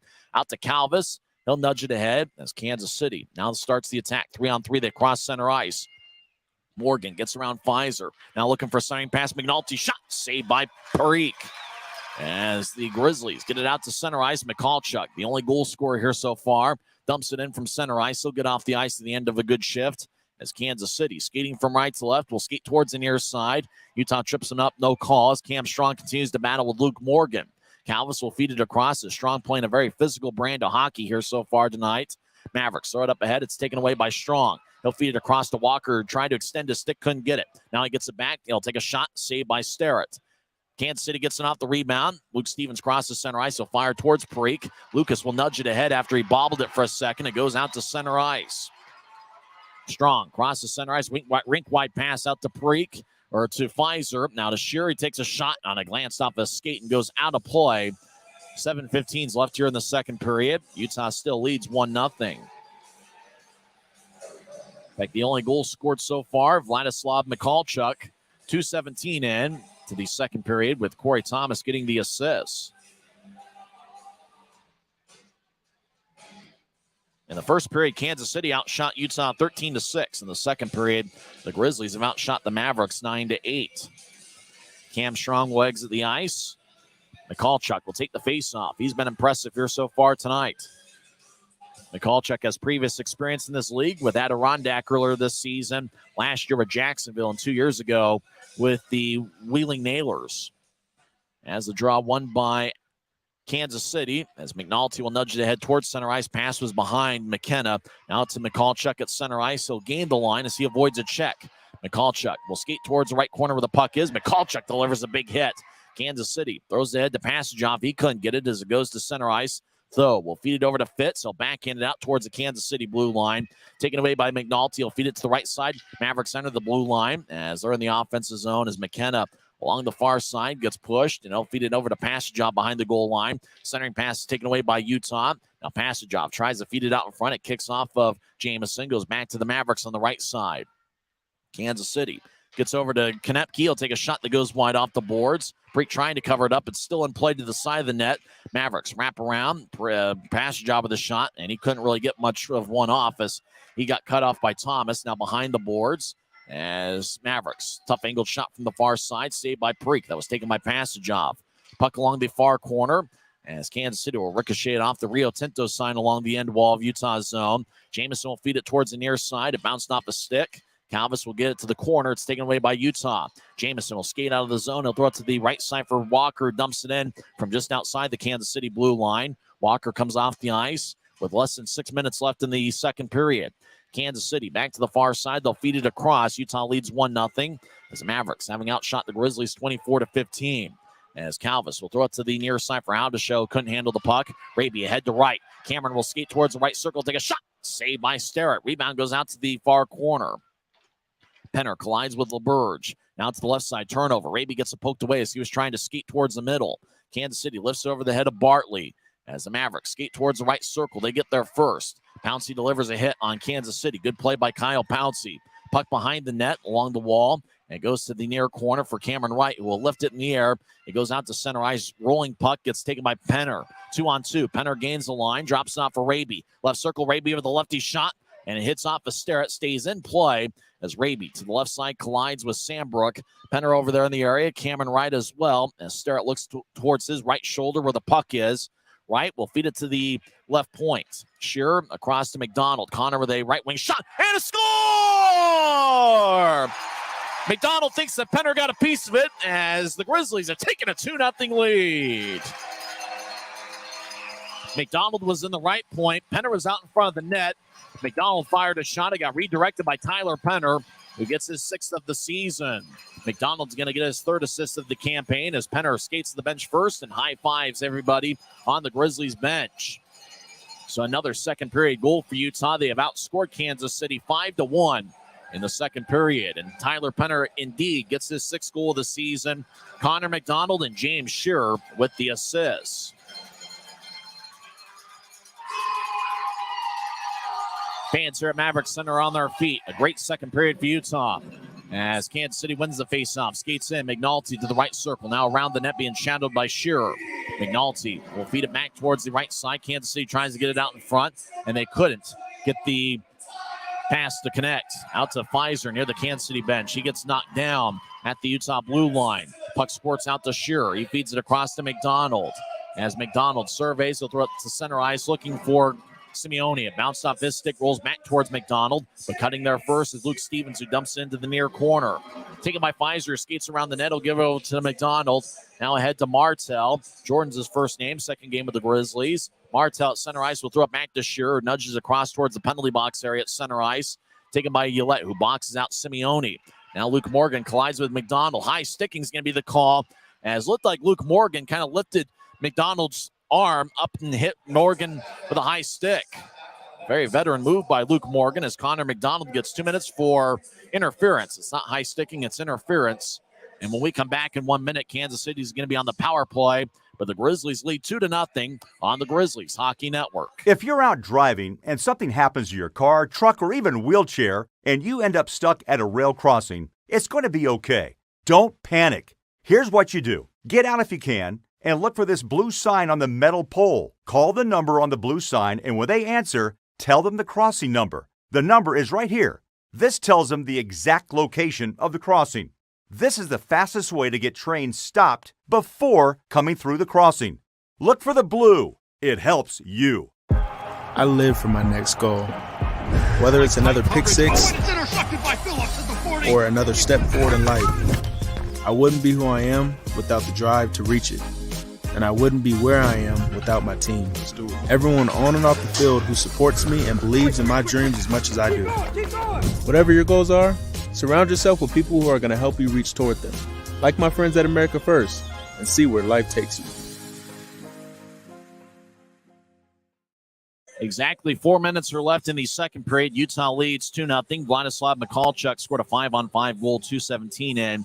Then Tyler Penner redirected a Connor McDonald shot, 15-10 into the second period. James Shearer also got an assist on the Penner goal. On the McCallchuck goal, Corey Thomas got an assist. Utah shorthanded after Connor McDonald got 2 minutes for interference. Utah wins the face-off 1-on-3. Jameson skates towards the offensive line. He'll fire it off the end glass. It goes high over the head of Shane Sterrett. There's a 4-on-1 battle in the corner, but Jameson holding it strong as he gets double-teamed in the corner as he just killing some time on the penalty kill. Rolls towards Sterrett, who will get it over to Pascal LeBurge, who skates around the net of Shane Sterrett, the former Wichita Thunder goaltender, as now the Mavericks get it out to neutral ice. Now they'll feed it back into their own zone as they want to enter with momentum. As Passage-Job will feed it to the right side. Kansas City enters as they skate around towards the right circle. Centering pass, bouncing puck. Penner will nudge it ahead. Cam Strong gets it. 1-on-2. He'll skate to the right circle. Strong skates in. He gets knocked down. The net gets dislodged, and he gets dragged. No call on the play as the whistle now blows as the Mavericks are skating towards the offensive zone. Utah touched it up as Cam Strong was skating in 1-on-2, and Kansas City knocked him down. Is it going to be a penalty? I don't know. The net got dislodged. I don't think a call is going to be made. And Strong was skating in, and he was skating towards his left, towards the middle. Kansas City dragged him down. I don't think a penalty should be called there as the net got dislodged as Cam Strong ran into it. And Kansas City's wondering about when the whistle should have blown, as there's no penalty on the play. They're kind of hoping that they would be able to get an offensive, get into the offensive zone and see if they can set things up. Draw's going to come back to the Mavericks zone. 1:14 left in the Kansas City power play. They are 0 for 2 on the power play. Grizzlies 0 for 3. Draw looks like it's going to be at neutral ice near the Grizzlies bench.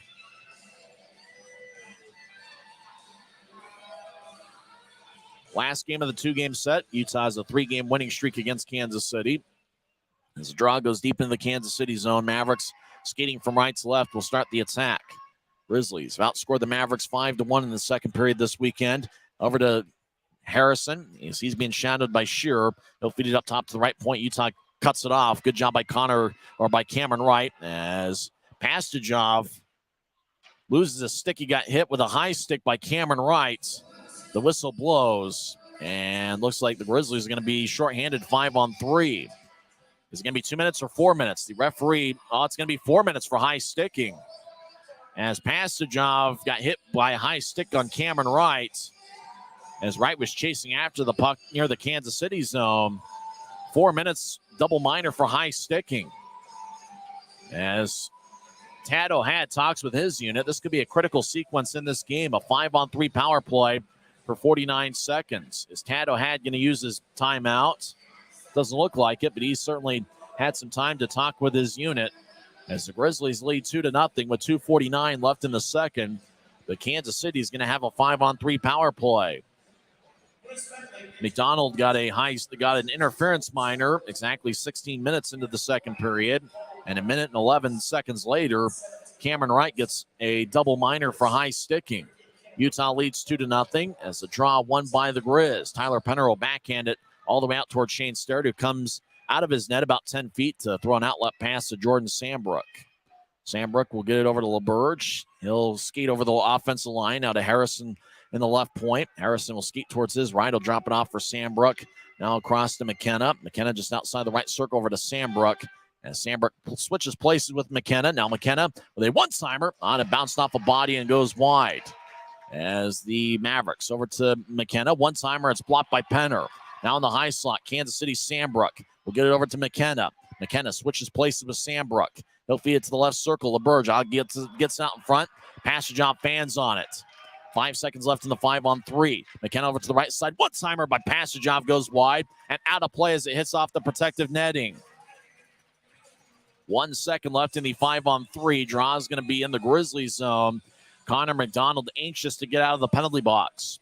2:01 is left in the second period. The Grizz lead 2-0 on second period goals by Vladislav Mikalchuk and Tyler Penner. Great shift by Penner, who blocked a couple shots and was able to clear a puck out. You're talking about one of the best penalty-killing forwards in the league. It's got to be Tyler Penner, who plays a strong two-way game. He's really picked it up offensively over the last 7 or 8 games. As McDonald's out of the box, we're skating 5-on-4 with Kansas City on the power play. As Tommy Muck will skate towards his left, he'll feed it to the right side. As there's less than 2 minutes left in the second, Utah leads 2-0. As the Mavericks, Tommy Muck with a shot, saved by Preek. Rebound goes out to the far side. Now back towards Muck. Preek goes down. He wants a call, none to be had. Now it goes to Pfizer, will nudge it ahead. As it goes into the Kansas City zone, fans wanted a call as they saw Preek hit the ice.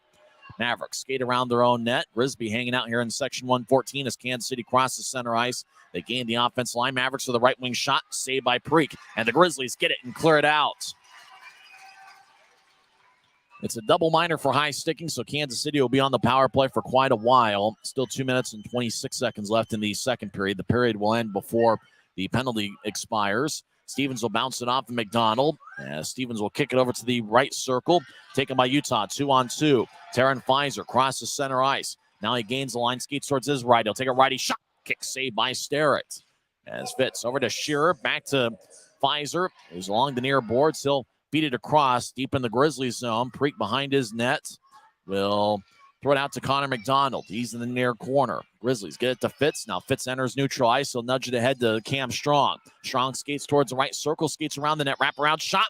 And a save by Sterrett. Beautiful move by Cam Strong. Strong thinks that he might have crossed the goal line as he talks it over with the referee, but the referee says, no, it didn't cross the goal line.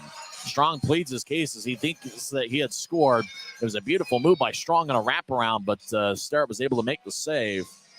Although the referee is going to take a second look at it, he might, as Cam Strong pleaded his case and thought he had crossed the goal line. Now, it doesn't look like they're going to review it. Looks like we're going to play on. Strong thinks that they should look at it again, but the referee seems to be convinced that he was able to make the right call. Penner will take the face-off. 37 seconds left in the second period. Utah leads 2-0. As the draw won by Penner, will take a shot that goes wide, and the puck glides towards the near boards. Kansas City gets it as they enter center ice with momentum. Harrison overskates it, and they'll throw it back over towards Sambrook. Sambrook gets over to LeBurge, wearing number 29. He'll cross center ice, and he'll gain the line. Skates towards his right. He's now just outside the right circle as LeBurge feeds it up top to Sambrook. Now to Passage-Job. Back up top to Sambrook. Now to the right side for Passage-Job. He'll take a righty shot. Saved by Parikh. Lucas holds on without a rebound. 9.9 seconds left in the second. Kansas City is up to 29 shots. The Grizzlies have taken 20. So Kansas City has 16 shots here in the second period, and the Grizzlies have taken 14. So a high shot count on both sides in the second period. But the Grizzlies have scored 2, and Kansas City's yet to score here in the second. 9.9 seconds left. Kansas City power play as they'll throw it over to McKenna. He'll take a shot. It's blocked by McDonald. Bouncing puck towards the side of the net. 4 seconds left. Kansas City feeds to the right side. Now up top to Sambrook. One-timer, and it gets blocked, and that will do it for the second period. James Shearer blocked the shot right at the buzzer. And how about the Grizzlies penalty kill? And how about that second period? Once again, executed to perfection by the Grizzlies. They outscored Kansas City 3-1 in the second period last night. And here once again, the second period has been the money period as Michalchuk scored his goal, 2:17, and a really nice backhand shot as he made a nice move to his left. And then Tyler Penner redirecting a Connor McDonald shot, 15-10 in. It's Penner's 6th goal of the season. McDonald gets his 3rd assist as he now has an assist in back-to-back games. And James Shearer picked up an assist for Utah, and it's his first point of the season. As both teams head to the locker room, Grizzlies have a 2-goal advantage. When we come back, we'll recap the first 2 periods. We'll also talk with Kiki and Guy and get their thoughts on what they have seen through the first 40 minutes. The score after 2 periods, the Utah Grizzlies 2, the Kansas City Mavericks. Remember, Kansas City is going to be on the power play the first minute, 11 seconds of the second period. This is Utah Grizzlies hockey, presented by Mountain Land Supply Company.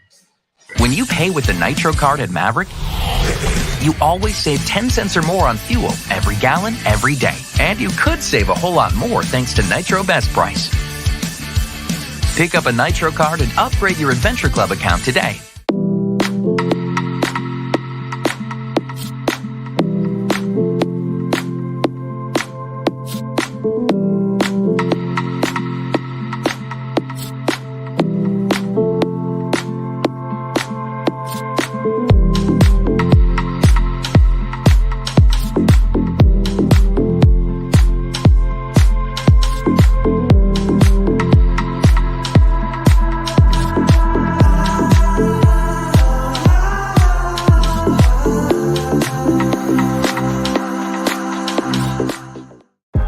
I live for my next goal.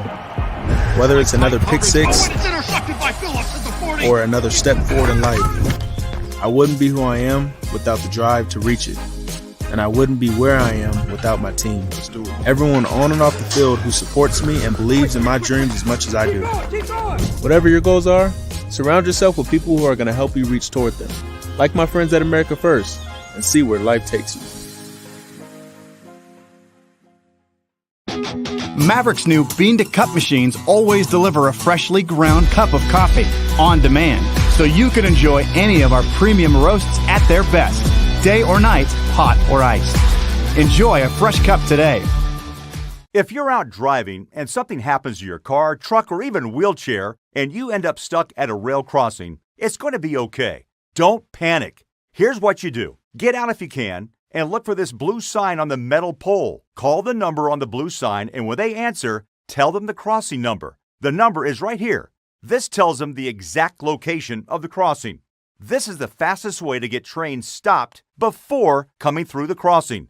Look for the blue. It helps you. Second intermission here at Maverick Center. It's the Grizzlies 2 and the Mavericks nothing. Neither team scored in the first period. Kansas City outshot Utah 13-6 in the first period. Kansas City did have a slight edge in the second frame, outshooting the Grizzlies 16-14. But Lucas Preek has been outstanding here through 2 periods as he has stopped all 29 shots he has seen. The Grizzlies got on the board as Vladislav Mikalchuk scored 217. And go to my Twitter account at Tyson on Sports. The Grizzlies have it on their official Twitter account. It was a really nice backhand shot as Corey Thomas threw a nice pass from about one blue line to the other. And then Mikalchuk accepted the pass, skated down the middle, and really made a nice move. And you talk about Grizzlies that have really stood out here tonight. How about Mikalchuk? And it's not just the goal that he scored, but he made his presence felt in a lot of aspects of the game in the second period. He's on his 4th different ECHL team, and it's been good to see him perform well this weekend. Mikalchuk scored 217 in with Corey Thomas getting his 2nd assist of the season. And then about 3/4 of the way through the second period, Tyler Penner redirected a Connor McDonald shot. McDonald's shot was from the right point, and Penner redirected it and found the back of the net for the 6th time this season. Penner was off to a bit of a slow start in terms of scoring early in the season, but he's really picked it up as of late, as Tyler Penner this season, you think about, the last 8 games or so. In fact, with this being the 9th game, the last 9 games, if you count this being the 9th game, he has scored 5 goals and 1 assist. So he's really picked it up. He was the Iron Man of the Grizzlies last year, and he's one of 4 players to have appeared in all 23 games this season, as Penner joins Dylan Fitz, Johnny Walker, and Dakota Raby, who have played in every Grizzlies game this season. So it's a 2-0 Grizzlies lead. Cameron Wright got a high-sticking double minor, 17-11 into the second period. Kansas City had a 5-on-3 power play for 49 seconds. McDonald got an interference minor exactly 16 minutes into the second period. Then a minute, 11 seconds later, Cameron Wright got the double minor for high-sticking. And so Kansas City is going to be on the power play the first minute, 11 seconds of the third period. Both teams are currently 0 for 4 on the power play. So we did see a ton of special teams, although Guy Karenza was thinking it was going to make a big difference. And, we did see a lot of special teams, but both teams' penalty kills really were outstanding. And the Mikalchuk and Penner goals right now are the difference in the game, and really the strong performance by Lucas Preek. Shane Starrett on the Kansas City side has stopped 18 of 20. In terms of faceoffs, it's been pretty even through 2 periods. Utah has won 20 faceoffs. Kansas City has won 19. We talked about in the first period how Kansas City had 5 scoring chances and Utah had 1. Well, in the second period, the Grizzlies had 7 scoring chances and Kansas City had 5. And when you consider Kansas City had 16 shots in the second period, that means that there was probably a lot more shots taken at the blue line. That you were talking about that quantity and quality thing. They weren't necessarily able to get as much quality chances as they were getting a high quantity on Lucas Preek.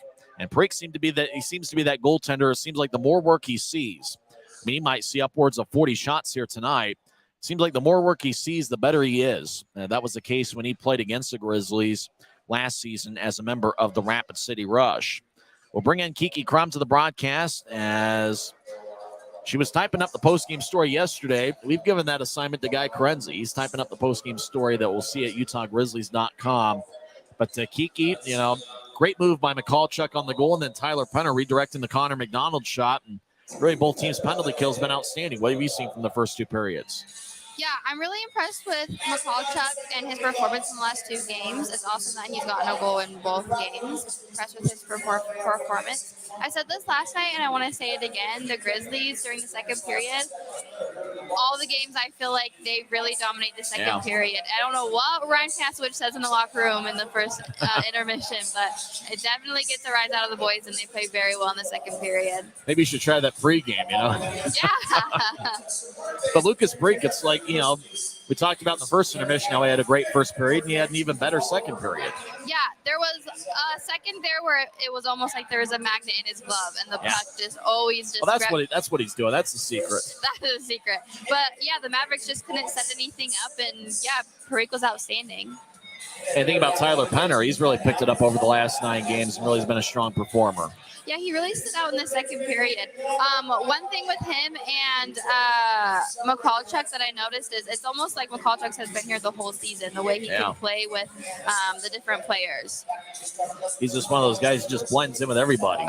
Yeah. So what do the Grizzlies need to do here in the third period to secure victory? Just keep doing what they're doing.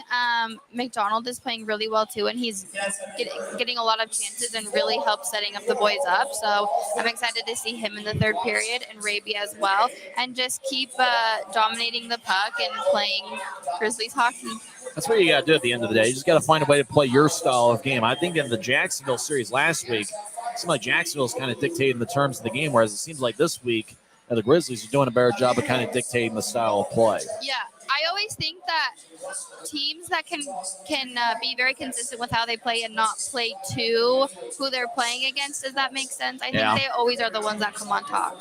That's where it's always the cliche, we just got to play our game, and that's really what it means. It's just, you're the one that kind of dictates the style. If you're a team that likes to play fast and you're able to get from end to end, then that's great. And, from the Grizzlies, it seems like, it's not necessarily, we talked about the quantity versus quality. I mean, they had 14 shots in the second period, but 7 scoring chances. I mean, you'll take that any day. Yeah, for sure. Well, thanks for stopping by. We'll talk with Guy here in the next segment. We would say to catch your story at UtahGrizzlies.com, but that's Guy's assignment today. That's his problem. Yeah, it is. Excited to read it, are you?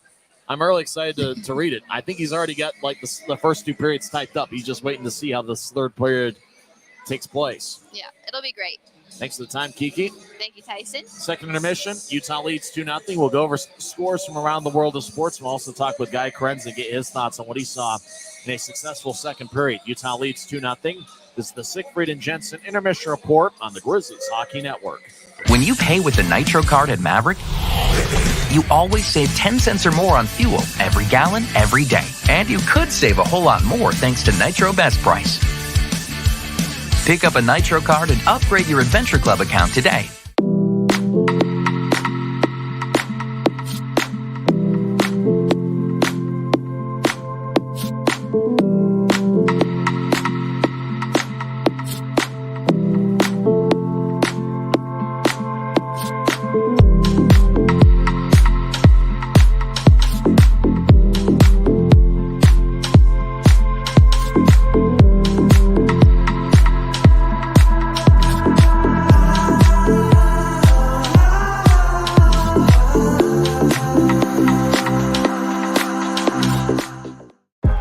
I live for my next goal. Whether it's another pick six or another step forward in life, I wouldn't be who I am without the drive to reach it. And I wouldn't be where I am without my team. Everyone on and off the field who supports me and believes in my dreams as much as I do. Whatever your goals are, surround yourself with people who are going to help you reach toward them. Like my friends at America First, and see where life takes you. Maverick's new bean-to-cup machines always deliver a freshly ground cup of coffee on demand, so you can enjoy any of our premium roasts at their best, day or night, hot or iced. Enjoy a fresh cup today. If you're out driving and something happens to your car, truck, or even wheelchair, and you end up stuck at a rail crossing, it's going to be okay. Don't panic. Here's what you do. Get out if you can, and look for this blue sign on the metal pole. Call the number on the blue sign, and when they answer, tell them the crossing number. The number is right here. This tells them the exact location of the crossing. This is the fastest way to get trains stopped before coming through the crossing. Look for the blue. It helps you. Welcome back to Utah Grizzlies hockey. Second intermission. Utah leads Kansas City 2-0. I'm Tyson Whiting here with Guy Krenza. We'll talk with Guy in a minute. Let's get to some scores in Week 15 of the National Football League. Looks like the Denver Broncos found some offense as they lead Arizona 24-15. That game with 3.5 minutes left in the fourth quarter. 5 minutes left in the fourth. Raiders lead the Patriots 17-16. Raiders are 5-8 on the season. Patriots 7-6. 9 minutes left in the fourth quarter. Chargers lead the Titans 14-7. 12 minutes left in the fourth. Bengals lead the Buccaneers 27-17. Is Joe Burrow having a good game? Well, we certainly hope so, as he's got 3 touchdown passes, 154 yards. Jamar Chase, 7 receptions, 60 yards. I'm in a fantasy football playoff, and I need Joe Burrow and Jamar Chase to have a big game. Bengals lead 27-17 with 12 minutes left in the fourth quarter. Games have gone final. Saints defeat the Falcons 21-18. Steelers over the Panthers 24-16. Eagles defeat the Bears 25-20. Eagles go to 13-1 this season. In overtime, the Chiefs over the Texans 30-24. Jacksonville got an interception return for a touchdown. They defeat Dallas 40-34. Lions defeat Zach Wilson and the Jets 20-17. And tonight, it's going to be the Giants at the Washington Commanders. Joined here by Guy Carenza, who's probably hoping his fantasy team will do well as well. But, Guy, that second period was dominated by good performances by Lucas Preek. And you think about Michalchuk making the nice move and then Tyler Penner redirecting the Connor McDonald shot. Right now, that's the difference in the game. Yeah, Tyson, I love that second period from the Grizzlies. And you talked about it. The Grizzlies are a second period team, and they continue to just show that they are. And just a really solid performance all around. I mean, it starts with Parikh in net. He's been fantastic all night long. And then Michalchuk making a great play. And the deflection by Penner, just a really all-around great team period for the Grizzlies. And the penalty kill really wasn't as much a power play, but it was the penalty kill for the Grizzlies that really was big. You think about that point where there was 49 seconds worth of a 5-on-3. I don't think Tato had actually used this timeout, but he did have some time to talk with his team. That was a critical sequence in the game, and the Grizzlies held strong. Yeah, Tyson, I talked about how I thought that the special teams would be big in the second period, and it wasn't the power play, but you're right, it was the penalty kill. And killing that 5-on-3 was crucial, I think, for the Grizzlies, because I think if Kansas City scores, they then have the 4 minutes to Cameron Wright to work with, and that's a double minor, so it could have been a slippery slope for the Grizzlies there, but they were able to get that kill, which is huge. I think for Kansas City, if they want to come back here in the third period, they probably got to get a power play goal or at least get something early in the third. Whereas I think for the Grizzlies, if they find a way to score one early in the third period, that could be all she wrote. Yeah, Tyson, I couldn't agree more. And I think that, as you're right, it is crucial that the Grizzlies kill this 1:11 left on this penalty here. And again, that next goal is going to be crucial. Is it going to be Kansas City that gets it? That would cut it to a 2-1 game, and then that's a little different story than perhaps a 3-0 game. So it'll be interesting to see who strikes first here in the third period. He stood out last night. I think he's standing out again here tonight. Terran Fizer is one of those guys that he can create scoring chances out of nothing. He doesn't need anybody to set him up. He can set up his own shot. And I think he's been outstanding here so far today. Yeah, Terran Fizer has played a fantastic game, and he tends to do really well in any game. You're right, he just seems to find a way to make plays happen. And so he's a special young talent here on this Grizzlies team. And another guy I think that's done really well is Cameron Wright. He's taken 3 shots in this game. He's a +1 so far. And he's also, like Fizer, making things happen. So 2 young studs on this Grizzlies team. And Tyler Penner, the Iron Man from last season, one of only 4 Grizzlies players who have appeared in every game this year. He's really stood out. He had the redirection on the Connor McDonald shot, but he's been active so far this weekend. Yeah, Tyson, Tyler Penner is the definition of a two-way forward. He's just a really great forward, and mostly we see him in a defensive role, but lately we started to see him heat up and score some more goals, which is great to see. You always like to see your forwards produce. We'll catch your post-game report at UtahGrizzlies.com. We'll also talk to you during the post-game show. All right, thank you, Tyson. That's Guy Carenza. When we come back, we'll have third period action. Grizzlies going to be shorthanded the first minute, 11 of the third. Utah leads Kansas City 2-0. This has been the Siegfried and Jensen intermission report on the Utah Grizzlies Hockey Network. If you're out driving and something happens to your car, truck, or even wheelchair, and you end up stuck at a rail crossing, it's going to be okay. Don't panic. Here's what you do. Get out if you can and look for this blue sign on the metal pole. Call the number on the blue sign, and when they answer, tell them the crossing number. The number is right here. This tells them the exact location of the crossing.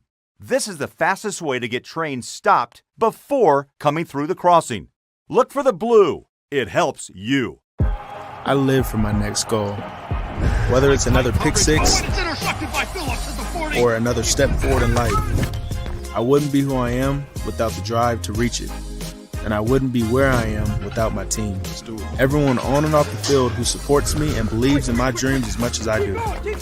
Whatever your goals are, surround yourself with people who are going to help you reach toward them. Like my friends at America First, and see where life takes you.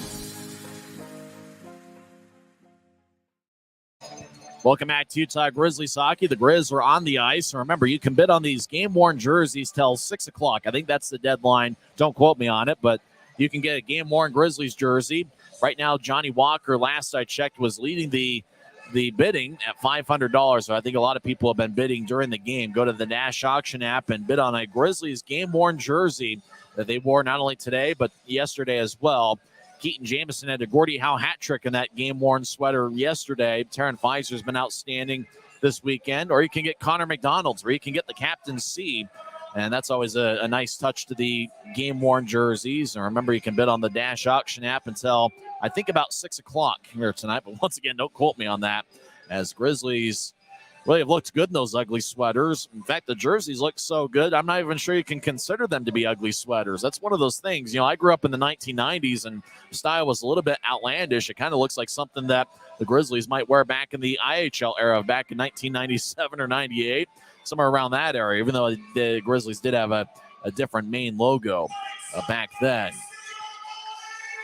Cameron Wright's in the Rogers and Russell Legal Solutions holding cell. 2 minutes he got a double minor for high sticking. This is the second half of that penalty. And so if Kansas City does score, he'll be able to come out of the box. Now, if they would have scored in the first half of the double minor, then he would have had to have stayed in the penalty box. So that's always big. The first 2 minutes of a double minor like you had for high sticking, it's always big to score that in the first 2 minutes of that, because then you can stay on the power play, as it would just be like the first half of the double minor. Grizzlies are going to be skating from right to left as we see it from high atop section 114. Kansas City will be skating from left to right. Utah had 2 shorthanded goals in the second period last night. As Tyler Penner's on the left wing, Jameson will take the face-off. Up top is McDonald and Shearer. Draw one by Kansas City as it goes towards Shane Sterrett, who gets the start tonight. He stopped 18 of 20 as the Mavericks to the far side turn the puck over. Shearer, or make that Penner. He'll throw it from one corner to the other and chase after it. Kansas City still in their own zone. Regathers the puck as it seems like the ice hasn't taken effect as of yet. Mavericks kill 20 seconds off the power play as they're still in their own zone. As Jeremy McKenna, who had a third period power play goal last night, feeds a left wing pass. Mavericks step over the offensive blue line. Now Sandbrook over to LeBurge. He'll get it to the right side for passage. I try to feather it out in front to Harrison. Pass goes wide, and McDonald clears it out. Sterrett will throw it rink wide pass to the right side for LeBurge. He wears number 29, tries to get around strong. He'll feed it to the left side. Mavericks step over the line as they'll bounce it off the boards. As Fitz will bounce it off a Kansas City skate. Fitz battling with Harrison. McKenna will fire it off the end wall as it deflects to the left corner. 10 seconds left in the power play. Sharp angled shots blocked by Bartley. Grizzlies clear it out to center as it glances off a Kansas City skate. As the Grizzlies, Cam Strong will dump it in. Grizzlies are back at full strength. Cameron Wright will skate towards the bench. Good penalty kill by the Grizzlies. They still lead 2-0. Theo Calvis crosses center ice right wing and dumps it around the boards. As trying to cut it off as Aaron Tho. It goes to Fizer, or ricocheted off the wall for Penner. He gets back checked as the Mavericks took the puck away. Gets poked by Tho. Tho in the corner, collides with a Maverick skater, but Kansas City has the puck. They skate towards the left point. They'll feed it back towards the far corner. It glides along the boards. Luke Stevens gets blasted by Corey Thomas. Thomas goes 6'5" and 210 pounds. Fizer in the area, so is Josh Lamon. Now Tho delivers a hit. Tho gets the puck. Yes, he'll nudge it ahead to Fizer.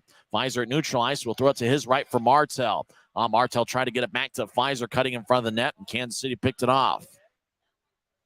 Lamon throws it across to Calvis. 2 minutes into the third period, Utah still leads 2-0. Action near the Kansas City bench. The Mavericks cross center ice. Utah takes it away. Penner will chip it into the near corner of the Kansas City zone. Utah makes a full line change. Mavericks back deep in their own zone as they spread the ice, skating from left to right. Kansas City will feed it out to center ice. Pass deflects off the stick of the Mavericks and dumps into the boards. Parate behind his net will feed it to the far side. Now ahead to Raby. He'll cross center ice. Dakota will skate down the middle. Now he gains the offensive line, gets the sheer left point shot. Got redirected by Raby's stick, but Sterrett was able to make the save. As Shearer was on the left side, and Raby cut towards the middle, and looked like the shot was taken and redirected off a stick. It was kind of a tricky hop for Shane Sterrett, but he was able to cover up and make the stop as the whistle blows with 17:27 left in the third. Grizzlies will have an offensive zone draw.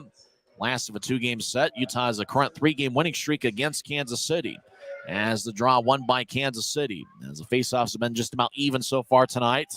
As Hugo Wass skates towards the right side, centering pass, shot Saved by Parikh. What a stop as the centering pass connected out in front. Hugo Waugh fed it out, and Lucas Parikh was able to make the save and not allow us a rebound or a second chance. What a stop by Parikh. That's one of the best he's made tonight. Yeah, Waugh centered it out in front to Howdeshell. Those guys combined for a goal last night, but what a save by Lucas Parikh. He's been outstanding here so far. Draws taken in the far circle. Ryan Harrison for Kansas City. McCallchuck for the Grizzlies, who picked up a second period goal. He's got a goal in back-to-back games. Off the draw, Kansas City's shot is blocked, and it rolls along the wall as Victor Bartley gets to Pouncey. He skates towards the far corner of the Grizzlies zone. He gets hit by Harrison. McCallchuck over there as he hacks away, trying to break loose the puck.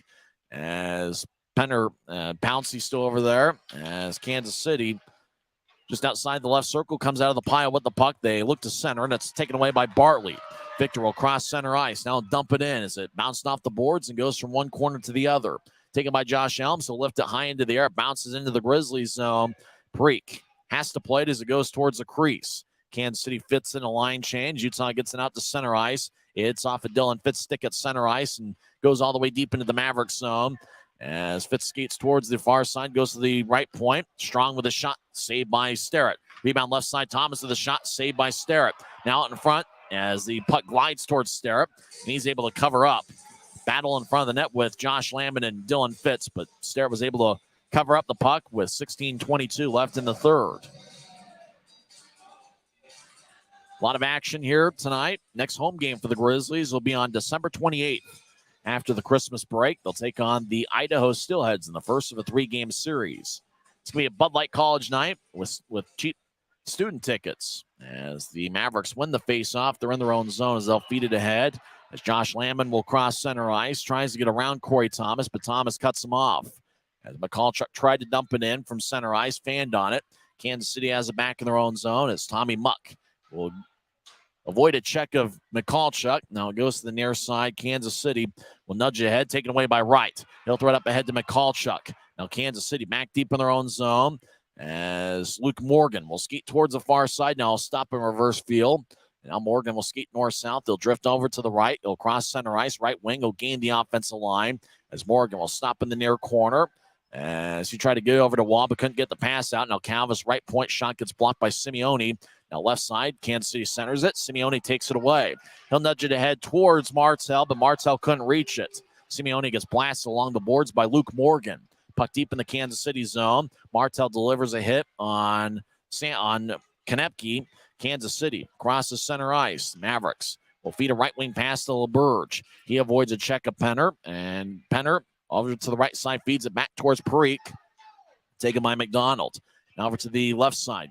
Taron Pfizer skates towards the left circle, and he blows the tire, falls down as he looks up to the heavens and says, oh, man, or something like that. Grizzlies with an outlet pass that doesn't connect towards Shearer, and icing is called on the Grizzlies with 14:57 left in the third. Draw is going to be towards Lucas Parikh, who's been outstanding here so far tonight. Lucas this season has a .912 save percentage and 2.85 goals against average. Penner will take the face-off. It's becoming increasingly likely that the next goal will end up deciding this game. As the draw won by Kansas City. Left point, they fire it towards the right corner as the Mavericks. As McKenna gets hit by Shearer, as Passage will feed it to the right circle. Loren Ullette over on the right side will get it up top to McNulty. Now across as the Mavericks will bounce it off the end boards. Goes back to Utah. McDonald will backhand it. Outdoor turnover. McKenna shot. Saved by Parikh. And Lucas holds on. 14:34 left in the third as McDonald fired a backhand pass behind his back in the corner. And McKenna picked it off in the right circle. And he had a great A opportunity. And McKenna usually buries those chances. He leads the club with 12 goals in the season, but Lucas Parikh was able to corral it with his body and make the stop and not allow a rebound. 14:34 left in the third. Draw won by Utah's. Grizz skate from right to left. Dakota Raby throws it up ahead looking for right. Now bounces off of Tommy Muck, and the Grizzlies skate in offside with 14:27 left in the third. Draw's going to come back to neutral ice. Kansas City, a team that likes to play a lot of high-scoring games, or maybe that's just the way things work for them. They score 3.5 goals per game, and they allow 3.9. As the draw won by the Mavericks, who are exactly at the 500 point this season at 9-9-3. They've got a 500 points percentage, 21 points in 21 games. Grizzlies are 10-12 on the year as Kansas City out to Grizzlies territory. As dumping in as Luke Stevens, he collides with Bartley. Puck deep in the Grizzlies zone as Break looks over his left shoulder. Grizzlies battle along the boards. Jameson over there, hacking away, so is Pouncey. Kansas City will skate towards the near corner. And Raby takes it away from Lamont. Now it goes to center ice, taken back by the Mavericks. And Jordan Sandbrook will get it across to Muck. Muck at neutral ice will nudge it ahead. And Bartley chases after it. It's going to be icing as Muck dumped it in from Mavericks territory. There's 13:45 left in the third period. As the Grizzlies make a line change, Kansas City late in their shift can't make a line change of their own. A lot of sticks on knees and tired hockey players in the second of a back-to-back. We mentioned next week the Grizzlies will take on Idaho this upcoming Wednesday and Friday. Face-off both nights will be at about 7:10 as they begin about the same time over at Idaho Central Arena as the Grizzlies usually do on home games that aren't played on Sundays. Or New Year's Day or New Year's Eve where the game is going to start at 5 o'clock. As Walker will take the face-off for Utah, but this time it's won by Kansas City in their own zone as the Mavericks. Tommy Muck will feed it high into the air, bounces off of Luke Stevens, goes to the Grizzlies in their own zone as Aaron Tho will cross center ice. He'll nudge it ahead. Grizzlies enter the zone, fits with a shot that goes wide. Puck glides along the near wing boards. Corey Thomas chasing after it. He gets there before Pascal LaBerge as they collide along the end boards. Thomas spins towards the near side. Kansas City with the puck as Utah delivers another hit, and that's Dylan Fitz. The puck rolls back around to Johnny Walker. Walker nudges ahead. It bounces over the stick of Kansas City. 2-on-4. Cam Strong skates towards the right circle, take a shot on it, goes wide. Puck glides along the near side, taken by LaBerge. He's to the right side. He'll skate towards the middle. He'll feed a pass out in front, picked out by Fitz. Now Utah crosses center ice, and Cam Strong will dump it in as he crosses the center red line. Puck in the right corner. Utah gets knocked down as we've been skating 5-on-5 since the minute portion of the third period. As Shearer, I try to feather it out in front to Michalchuk. Now right side shot, and it bounces off of Michalchuk. Rebound goes towards the far boards as Raby gets double teamed. He skates towards the corner. Now Raby back behind the goal line. He gets taken away by Harrison. Harrison battling with Raby. Now another Maverick gets it, and they'll outlet it out to center ice. As LaBerge dumps it in, and he bounces off the end glass, but he dumped it in before crossing center ice. That's going to be icing on the Mavericks again. 12:24 left in the third. Utah still leads 2-0. If you joined us late, neither team scored in the first period. Vladislav Michalchuk gave Utah 1-0 lead, 2:17 in, with Corey Thomas getting the assist. And Tyler Penner picked up his 6th goal in his last 9 games as he redirected a Connor McDonald shot. James Shearer also got an assist. Time of that goal, 15:10 into the second. Utah wins the faceoff as Bartley will roll it around the boards. It's cut off behind the Kansas City net by McNulty. They'll feed it ahead. Now out to center ice. It glanced off a Kansas City skate and goes back towards Pouncey. Pouncey collides with Kansas City, but it's the Maverick that goes down. Pouncey across to Bartley. He'll nudge it out to the Kansas City blue line. It hits off a Penner stick and flies deep in the Kansas City zone. As Martell battling with 2 Kansas City players. Mavericks come out of the pile with the puck as Kansas City will feed it out to the right side for McKenna. He crosses center ice. Now he gains the blue line. Stops in the right point. I try to get it to the right circle for passage off, and the pass didn't connect. As Pfizer head towards Martell. Now that it squirts back to Pouncey towards the end of his shift. He'll feed it back to the left side for Bartley. Now Victor outlets it to center ice for Wright, who dumps it, tried to dump it in and hit off a Kansas City stick. Now McKenna in the offensive zone, right side. Stops near the boards. He'll fire a backhand pass out to the left side. It bounced off the board. Stevens gets it. Skates towards the corner. Now he collides. Thomas over there with Lamont. Lamont will throw it out towards Jameson. Now the Grizzlies nudge it to center ice. Near the Grizzlies bench, Pfizer will throw it to his left for Wright. Wright gains the offensive line. Gets poked away by Calvis. Wright gets it back at neutral ice. Fires a shot. Saved by Starrett. As now the Grizzlies skate towards the right side. Siren pass to Jameson. He'll take a shot that goes wide. He tried to go stick side or glove side on Starrett as the Grizzlies bounced it off the end boards. Now Jameson on the near side skates towards the corner. He gets hit by Calvis and gets held up there. Less than 11 minutes left in the third period. Utah still leads 2-0. Right in the area, hacking away. 2 Grizzlies and 2 Mavericks over there, and everybody else just surveying the situation. As Jameson continues to get held up there, now the puck squirts towards the end wall. Kansas City gets it. As Stevens will nudge it ahead. Is it going to be icing on Kansas City? You bet it is. 10 minutes and 30 seconds left in the third, as the Mavericks have been called for icing quite a bit here over the last 3 minutes. Grizzlies will make a line change, but Kansas City has to keep the same 5-man unit on the ice. A lot of hands on knees and a lot of tired hockey players, most of them from the Kansas City side. As Walker will take the draw for Utah. He currently leads the club with 9 goals this season. Walker also leads Utah in penalty minutes and power play goals with 5.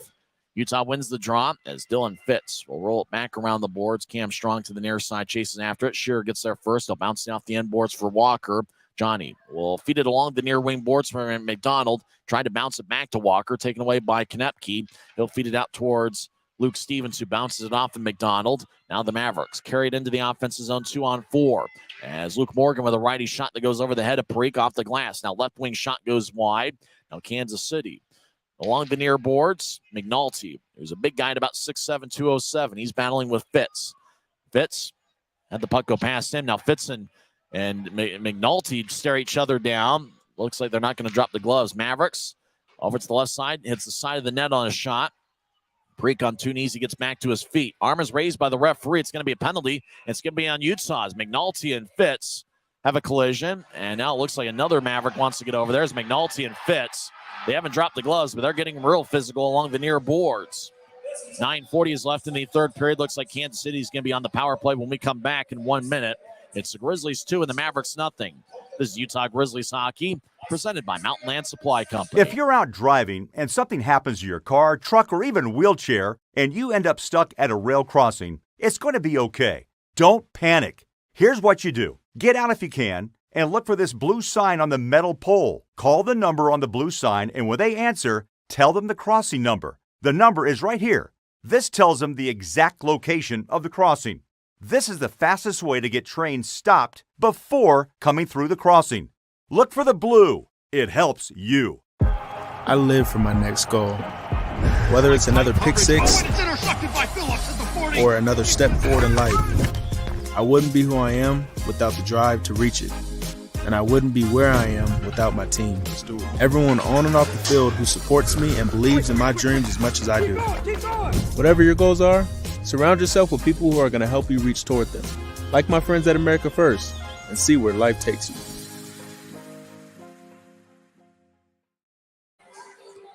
.940 is left in the third period. Looks like Dylan Fitz has 2 minutes on the board. There's 2 Grizzlies and 1 Maverick in the penalty box right now as McNulty and Fitz exchange some words. Cam Strong is in the penalty box as well. So it looks like an additional 2 minutes for Dylan Fitz. McNulty's in the box, and he's having words with Fitz. Cam Strong also sitting in the box, but he's not necessarily having words with McNulty, but Fitz and McNulty are going after it quite a bit. So it's going to be a Kansas City power play. They're 0 for 4 on the power play here so far tonight. Draw is going to be in the Grizzlies zone. Cam Strong got 2 minutes for roughing, and then Dylan Fitz got 2 minutes for holding, and McNulty got 2 minutes for roughing. But it's Fitz's penalty that's on the scoreboard clock here at Maverick Center. The nice ribbon board that was upgraded this season. Ryan Kanasowicz wearing the same ugly sweater he wore last night. The wording on this sweater is "Chillin' with my snowmies," with a snowman, kind of blue and white.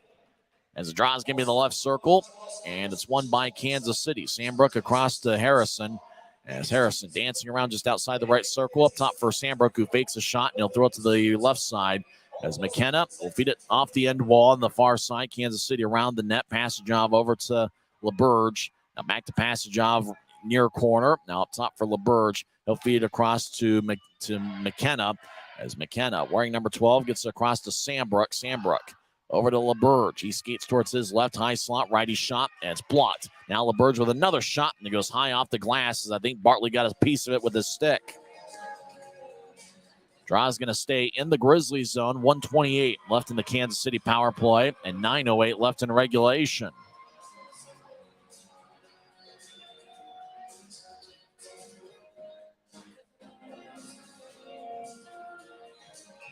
It's been a fun one here so far tonight. A good Sunday afternoon crowd has filed in here to Maverick Center. Penner will take the faceoff against Ryan Harrison. Now the referee's going to skeet towards the scores table and get a little bit of clarification on some things.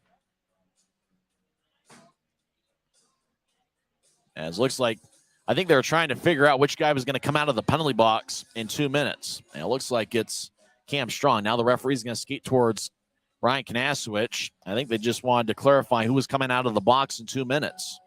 And now the referee is going to go to Tad O'Had, the Kansas City coach, and let him know the situation. Kansas City with 31 shots. The Grizzlies have taken 24.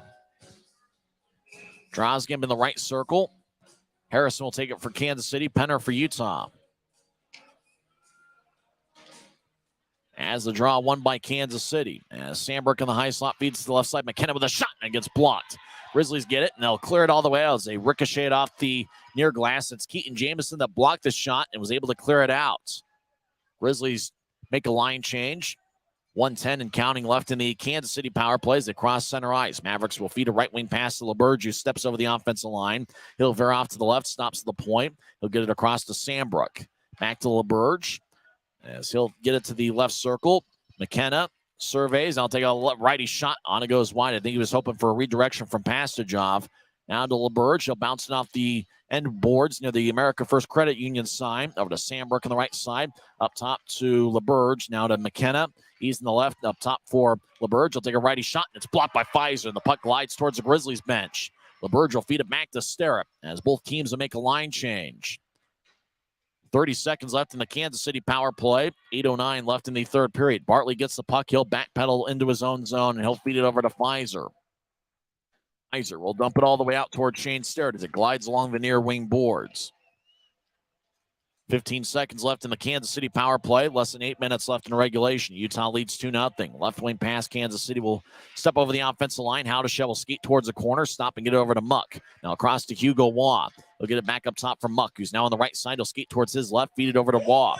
Waugh dishes it back up top to Muck. Grizzlies are back at full strength as the Mavericks will bounce it off the left wing boards. Now it kicks out towards the slot, and Utah will let it glide all the way out to the high slot. Utah skates over the offensive line. Cam Strong will skate down the middle, take a backhand shot, and hits the pipe. Puck still in play. Jameson gets hit in the back. No call. Kansas City gets it. All Cam Strong could have had his second goal of the season. That would have been a beauty. Howdeshell gets it taken away by Penner. Tyler skates towards the left circle. Righty shot. Saved by Sterrett. He holds on with 7 minutes and 12 seconds left in the third period. Grizzlies will have an offensive zone draw. Dylan Fitz and Mark McNulty will both skate towards the bench. Both guys continuing their conversation, which now has gone on for about 5 or 6 minutes. McNulty, who goes about 6'7", 207, probably isn't afraid to let the gloves drop, and I don't think Dylan Fitz is concerned either. Those guys got pretty physical, and that's why the penalties occurred. As now the referee is going to look at, I think, whether Cam Strong's backhand shot crossed the goal line. So they're going to look at a video replay to see if Utah has scored their third goal of the game. Both teams standing near their bench area or sitting on the bench. Ryan Kanasowicz getting a thing of water from the trainer, Colin Lee. As they're checking it over, I think to see if Cam Strong's backhand shot, which I think kind of stunned Sterrett a little bit, to see if the Grizzlies had scored. It was a really nice move by Strong. And you know that Cam Strong's a guy that he's been a blue-collar player for the Grizzlies. He was able to score a little bit last season. In fact, Cam Strong 2 years ago, back in the 2020-21 season, he played in the SBHL with the Birmingham Bulls, where he was a teammate of Tyler Penner's. And Strong's been a blue-collar performer. You know, it hasn't necessarily showed up on the stat sheet, but he remains in the Grizzlies lineup because of his ability to, finish checks and really do a lot of those things. A very good energy player for the Grizzlies. You know, over time, the scoring is going to come through because Cam Strong is a good player. He scored a nice goal in the second period on November 27th against the Trois Rivières Lions. So we're looking it over. We're not seeing any replays on the big video board here at center ice to see if a goal had scored. Now the referee is going to come out of the penalty box, and no goal is the call. So it remains a 2-0 game. 7 minutes, 12 seconds left in the third. Draw is going to be in the Kansas City zone in the near side. Johnny Walker will be out there with Michalchuk. And the Grizzlies only have 4 on the ice. Dylan Fitz will enter for Utah. Walker will take the face-off. Fitz will be in the right wing. Michalchuk on the left side. Up top is Shearer and McDonald. Last of a 2-game series. Last home game for the Grizzlies before the Christmas break. 2 games against Idaho at Idaho Central Arena, and then 3 here at Maverick Center, December 28th, 30th, and 31st. Remember, the December 31st game will start at 5 o'clock. Draw one by Kansas City as they'll nudge it ahead as it goes to the right point. McDonald cuts it off. He'll center it. It hits off the Kansas City stick. Walker is out in front of the net, but the pass is behind him. Mavericks ice the puck, and the whistle blows with an even 7 minutes left in regulation. Not much action involving Mountain Division opponents or Mountain Division teams. Games have gone final. Cincinnati defeats Wheeling 5-4. Worcester over Newfoundland 4-1. South Carolina defeats Greenville 4-3. Atlanta over Savannah 3-1. And Maine over Adirondack 5-2. One other game in progress in the league. 10 minutes left in the third. Grizzlies win the draw. Shot goes wide. Now Johnny Walker getting very physical out in front of the net with Ryan Ouellette. And Ouellette and Walker as those guys collide. Now Kansas City gets the puck, and they'll skate north-south from left to right. Pass ahead towards McKenna. Sure, get it over. Ouellette with a big-time physical hit on Dylan Fitz. Ouellette wants to play a very physical here in the third. Now Ouellette and Johnny Walker, they push each other at center ice. Ouellette drops the gloves and throws a big-time ride on Walker. And now Ouellette continues to pound away on Walker, even when Walker's on the ice.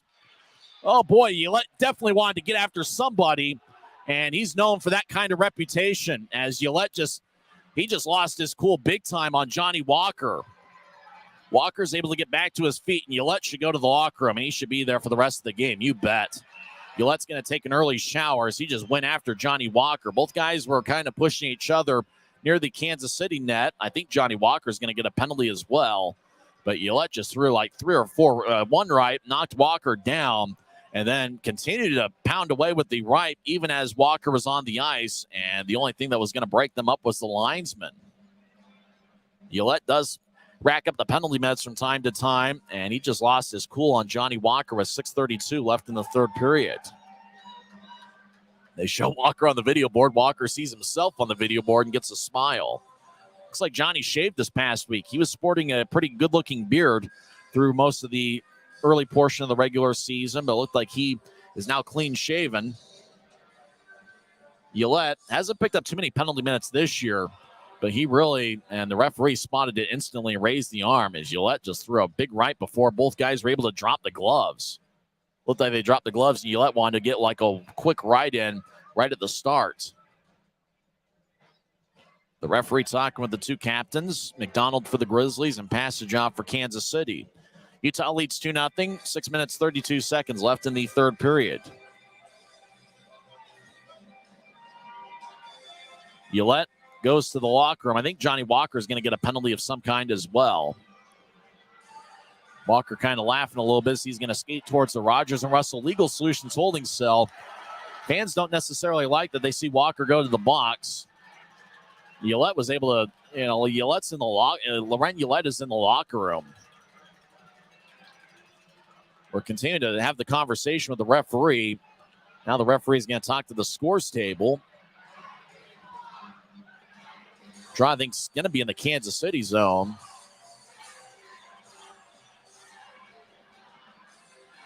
So we'll see if either team gets a power play out of this situation. And if you joined us late, the Grizzlies lead 2-0 due to second period goals by Vladislav Michalchuk, which came 2:17 into the second, and Tyler Penner 15:10 into the second.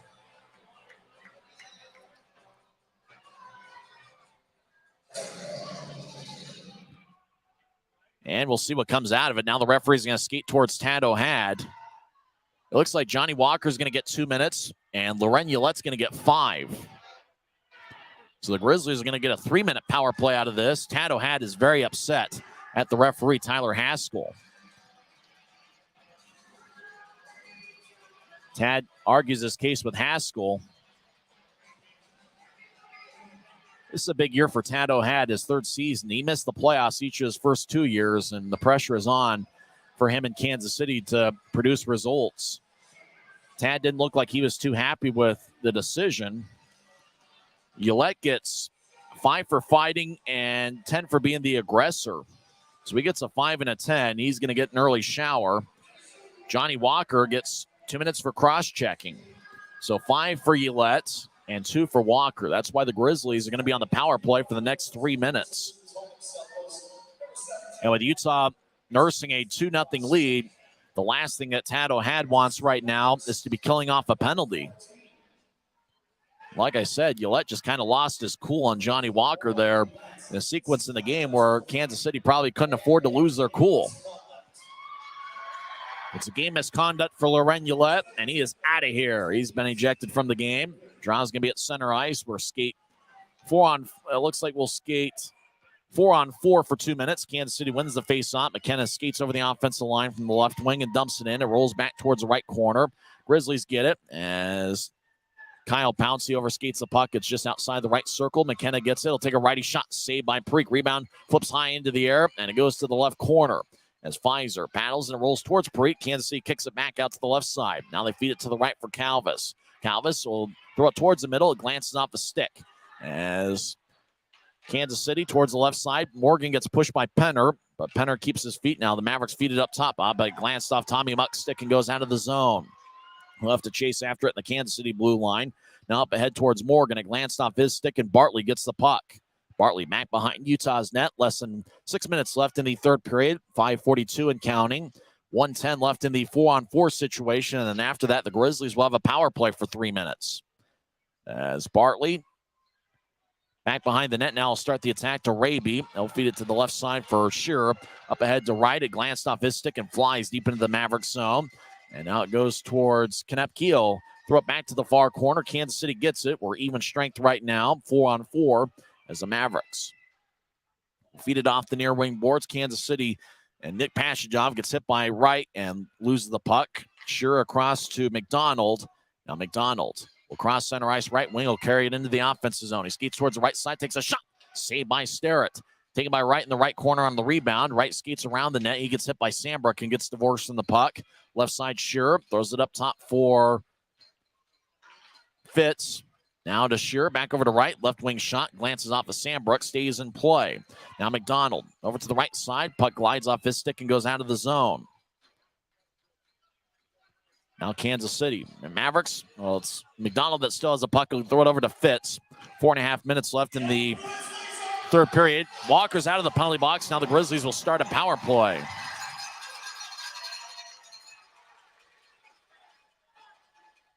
Grizzlies still at the puck in their own zone, and time is on Utah's side.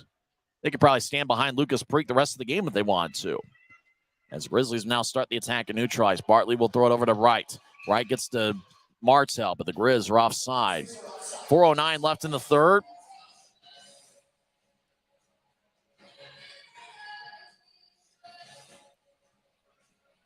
Draw's going to be at neutral ice. 2:37 left in the Grizzlies power play. Kansas City has outshot Utah 32-26. The 2 second period goals by the Grizzlies are the difference in the game right now. And Lucas Preek has been outstanding in net. Wright is kicked out of the faceoff circle. Jordan Martell will take the draw. Now Kansas City wins the draw, and they fire it out towards Lucas Preek, who will gather the puck as we're on a Powerade power play. As Bartley has the puck. He's still deep in his own zone. Now he'll feed it to the near side as the Grizzlies spread the ice. Cameron Wright will cross center ice. Arm is raised, and it's going to be a penalty on Kansas City. As Wright will let Kansas City touch up the puck. The whistle blows. And it's going to be a 5-on-3 situation for 2 minutes. So it looks like the referee signaling towards the Grizzlies. Kansas City. And let's see, is there going to be a matching penalty? Looks like Mark McNulty is going to the box. He's going to serve 2 minutes. Johnny Walker looks like the referee is signaling towards the locker room. Looks like Johnny Walker is being thrown out of this game. As the referee was pointing towards the Grizzlies bench, what really what he was doing, he was pointing to Johnny Walker and saying, you go to the locker room. So Walker is going to walk on into the dressing room. So it looks like the Grizzlies are going to have a power play still, but it's just going to be a 5-on-4 power play. As Walker got a penalty, and so did the Kansas City player. As McNulty's in there for 2 minutes, but Walker has been tossed from the game. As off the draw, Utah wins the face-off, but it goes out of the zone. As Utah will re-enter from the left side as Pfizer blows the tire, but gets back to his feet. Martell over to right, back to Pfizer, left point. Now he feeds over to Bartley. Victor's over on the right side. He'll feed it to the right side. Raby, trying to feather a hard pass out in front to right, and it glanced off his stick. Now Raby, just outside the right circle, he skates towards his left. He's got 0.8 of his last 9, but he's scoreless so far tonight. Pfizer skates towards his right, as he's now on the right point. Now to Raby on the right side up top for Bartley. Victor takes a shot, saved by Sterrett on. He's able to gather it. Well, it bounced off of Sterrett, but he was able to get catch the puck before Martell was able to do something with the second chance. Shane Sterrett's a good goaltender. He allowed the 2 in the second period, but obviously one was on the redirection by Penner, and that was Utah's second goal, and Michalchuk had to make a really nice move on Utah's first goal. So Shane Sterrett's really played a good game as well. Johnny Walker got a 10-minute unsportsmanlike conduct penalty, and so he's in the dressing room right now, and McNulty got 2 for slashing. Grizzlies on a 5-on-4 power play now. As the draw is going to be in the left circle, taken by Kansas City and won by the Mavericks, as they'll feed it over to the right point. Grizzlies cut it off. Bartley in the offensive zone gets to the right side for Raby. Now up top for Bartley. He fakes a shot, gets over to Pfizer. One-timer, saved by Sterrett. Rebound goes out to Pfizer in the left circle. Pfizer will skate towards his right. Now he's in the high slot. Now he skates down the middle. Feeds over to the left side for right. I got it across to Raby. Raby fanned on the pass. Got it back. They'll throw it up top for Bartley. Bartley fakes a shot. Gets over to right. Cameron, 3 goals this season. All of them are game winners. Wright will skate towards his right. He'll take a righty shot. On it goes wide. Now Martell over to Pfizer, who's lost his balance. Kansas City gets the puck and clears it out. 2.5 minutes left in regulation. It's the Grizzlies 2 and the Mavericks nothing. Bartley gets the puck. Grizzlies are still on the power play for the next 34 seconds or so. As Bartley over to the left point, gains the offensive line. He'll try to throw it to the corner, picked off by Calvis, who will clear it out. Preek now behind his net. Grizzlies will slowly sneak in a line change. About 2 minutes left in regulation. Kansas City will keep the same 4 on the ice. 2 minutes left in regulation. Utah's up by 2. Grizz will throw it to the right side, cross center. He'll get it back towards Raby, but it goes into the Grizzlies zone. Raby will chase after it. 1:50 left in the third. Now Raby will start the attack. He'll cross center ice. Now Raby will gain the line. He'll skate towards the left circle with the puck. Now around the net. Raby to the right side. Throws it up top for Shearer. Across to Tho. Tho will get it back to Shearer. He's got an assist tonight. He'll nudge it ahead. Bouncing puck towards the end boards. Now the Grizzlies hacking away. Can't see he's back at full strength. Now Shearer. Slot shot. Saved by Sterrett. Rebound shot. And a score! This baby's in the refrigerator as the Grizzlies have taken a 3-0 lead. Puck bounced off of Sterrett's pads, and the Grizzlies were able to bat it into the back of the net. It looks like the Grizzlies are going to sweep this 2-game series as Keaton Jameson, who scored 2 goals last night, he high-fives everybody on the Grizzlies bench. Looks like Jameson got the rebound and batted it past Shane Sterrett into the back of the net. Sure should get an assist as it bounced off the Sterrett, and then that's just a nice backhand shot about chest high as the puck was just floating in the air, and just Jameson bouncing off the Sterrett and trickled past the goal line. So Shearer gets his second assist of the game as the draw won by Utah's. The Grizz lead 3-0. Jameson picking up his 5th goal of the season. Raby gets an assist. That means Raby now has a 0.9 of his last 10 games. Right circle, Harrison with the shot. He fans on it. 1:10 left in regulation. As the Mavericks towards the left side, battling with Utah. Strong pushes them to the boards. Left point pass picked off by Utah. Grizz will clear it out to center. Kansas City back in control of the puck. Sandberg will bounce it off of Pouncey. Simeone gets it. Simeone will get it back to Pouncey, who skates around the Utah net. He'll feed it to the far side for McDonald, who nudges ahead. Grizzlies cross center ice. as Penner will fire a shot. It bounced off a Starrett and goes out of play. 48 seconds left in the third period as both teams make a line change. And Utah's going to get their second win in the row here this weekend. So Jameson got the goal. The assist went to James Shearer, who's got 2 assists tonight, and Dakota Raby, who now has a point in 9 of his last 10 games. A lot of Raby's points have come in the third period, especially here at home. As the draw taken by Utah, won by the Grizz, and Cam Strong takes a shot that's blocked. Now Kansas City lifts it high into the air over the head of Aaron Thoe. Glides towards Parikh, but Thoe gets the puck.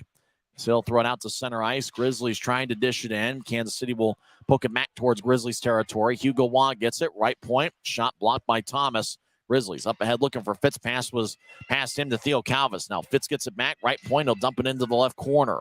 As Cam Strong trying to throw it across, but fanned on it. Calvis gets it. Less than 20 seconds left. As the Grizzlies fans start to head to their feet. As Grizzlies with the victory. Right point shot goes wide. 10 seconds left. Grizzlies deliver a hit, and it's Michalchuk who's played a good game. Kansas City around their net. Fans start to count down. 3 seconds, 2, 1. Kansas City fires towards Parikh, who makes a glove save, and that will do it. Grizzlies win! Grizzlies won 3-0, and there is no doubt about it. As Lucas Parikh gets his first shutout of the season, and the Grizzlies got an outstanding effort all the way around. Second period goals from Vladislav Michalchuk and Tyler Penner, and a third period goal by Keaton Jameson. Parikh had 2 shutouts against the Grizzlies last season, and he picks up his first shutout in a Grizzlies uniform. And for the second straight Sunday home game, a Grizzlies goaltender gets a shutout.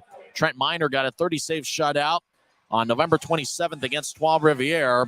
And tonight, Lucas Parikh gets a shutout, 32 shots. And he was outstanding here tonight as the former third-round pick of the LA Kings hugs Trent Miner. And what an outing for Lucas Parikh, who was Rapid City's starting goaltender last year. And he had 1 shutout in the regular season. That was against the Grizzlies. And this is his second pro shutout as Lucas Parikh stopped all 32 he has seen. And how about that for the Grizzlies, who sweep the 2-game series over the Kansas City Mavericks. As the Grizzlies record goes to 11-12 this season, Kansas City will fall below the 500 mark at 9-10-3. We'll come back and have the post-game report, and we'll also give you the 3 stars of the game as the Grizzlies are victorious this evening as they defeat Kansas City 3-0. This is Utah Grizzlies hockey, presented by Mountain Land Supply Company. When you pay with the Nitro card at Maverick, you always save 10 cents or more on fuel every gallon, every day. And you could save a whole lot more thanks to Nitro Best Price. Pick up a Nitro card and upgrade your Adventure Club account today.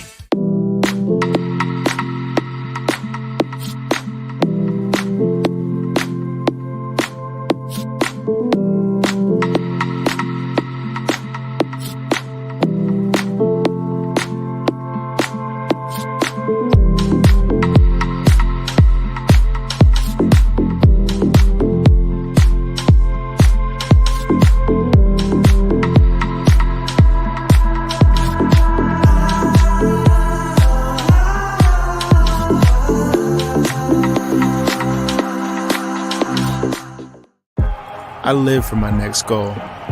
Whether it's another pick six or another step forward in life, I wouldn't be who I am without the drive to reach it. And I wouldn't be where I am without my team.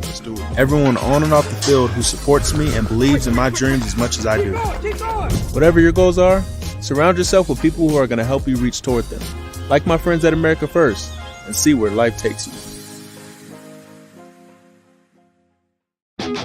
Maverick's new bean-to-cup machines always deliver a freshly ground cup of coffee on demand, so you can enjoy any of our premium roasts at their best, day or night, hot or iced. Enjoy a fresh cup today. If you're out driving and something happens to your car, truck, or even wheelchair, and you end up stuck at a rail crossing, it's going to be okay. Don't panic. Here's what you do. Get out if you can, and look for this blue sign on the metal pole. Call the number on the blue sign, and when they answer, tell them the crossing number. The number is right here. This tells them the exact location of the crossing. This is the fastest way to get trains stopped before coming through the crossing. Look for the blue. It helps you. Welcome back to the Grizzlies post-game report. I'm Tyson Whiting. Lucas Preak's being interviewed on the ice, and he goes in total cliche mode. Mary Lou's asked him where he got his hat from, and he said, I'm just glad to get the shutout and do what's best for the team. She's like, I asked about the hat. He's got a pretty good hat collection. Is Lucas Preak one of the great characters as he gets the shutout? He had 2 shutouts last season, and both of them were against the Grizzlies. As in late December, the game before the emergency goaltender game on December 27th, he shut out Utah in 46 shots. And then in Game 5 of the Mountain Division Finals, the second round of the playoffs, he got a 43-save shutout against the Grizzlies. And Preak was outstanding tonight, stopping all 32 he saw. Kansas City had 12 scoring chances tonight. The Grizzlies had 13. Really think about the second period. And the Grizzlies dominated the second period last night, scoring 3 goals. And then, the second period really broke the deadlock as neither team scored in the first period. Vladislav Mikalchuk ends up getting what turns out to be the game winner. 2:17 into the second. Go to the Grizzlies social media channel to see the highlight of the goals. He just skated down the middle as he got a pass from one blue line to the other from Corey Thomas.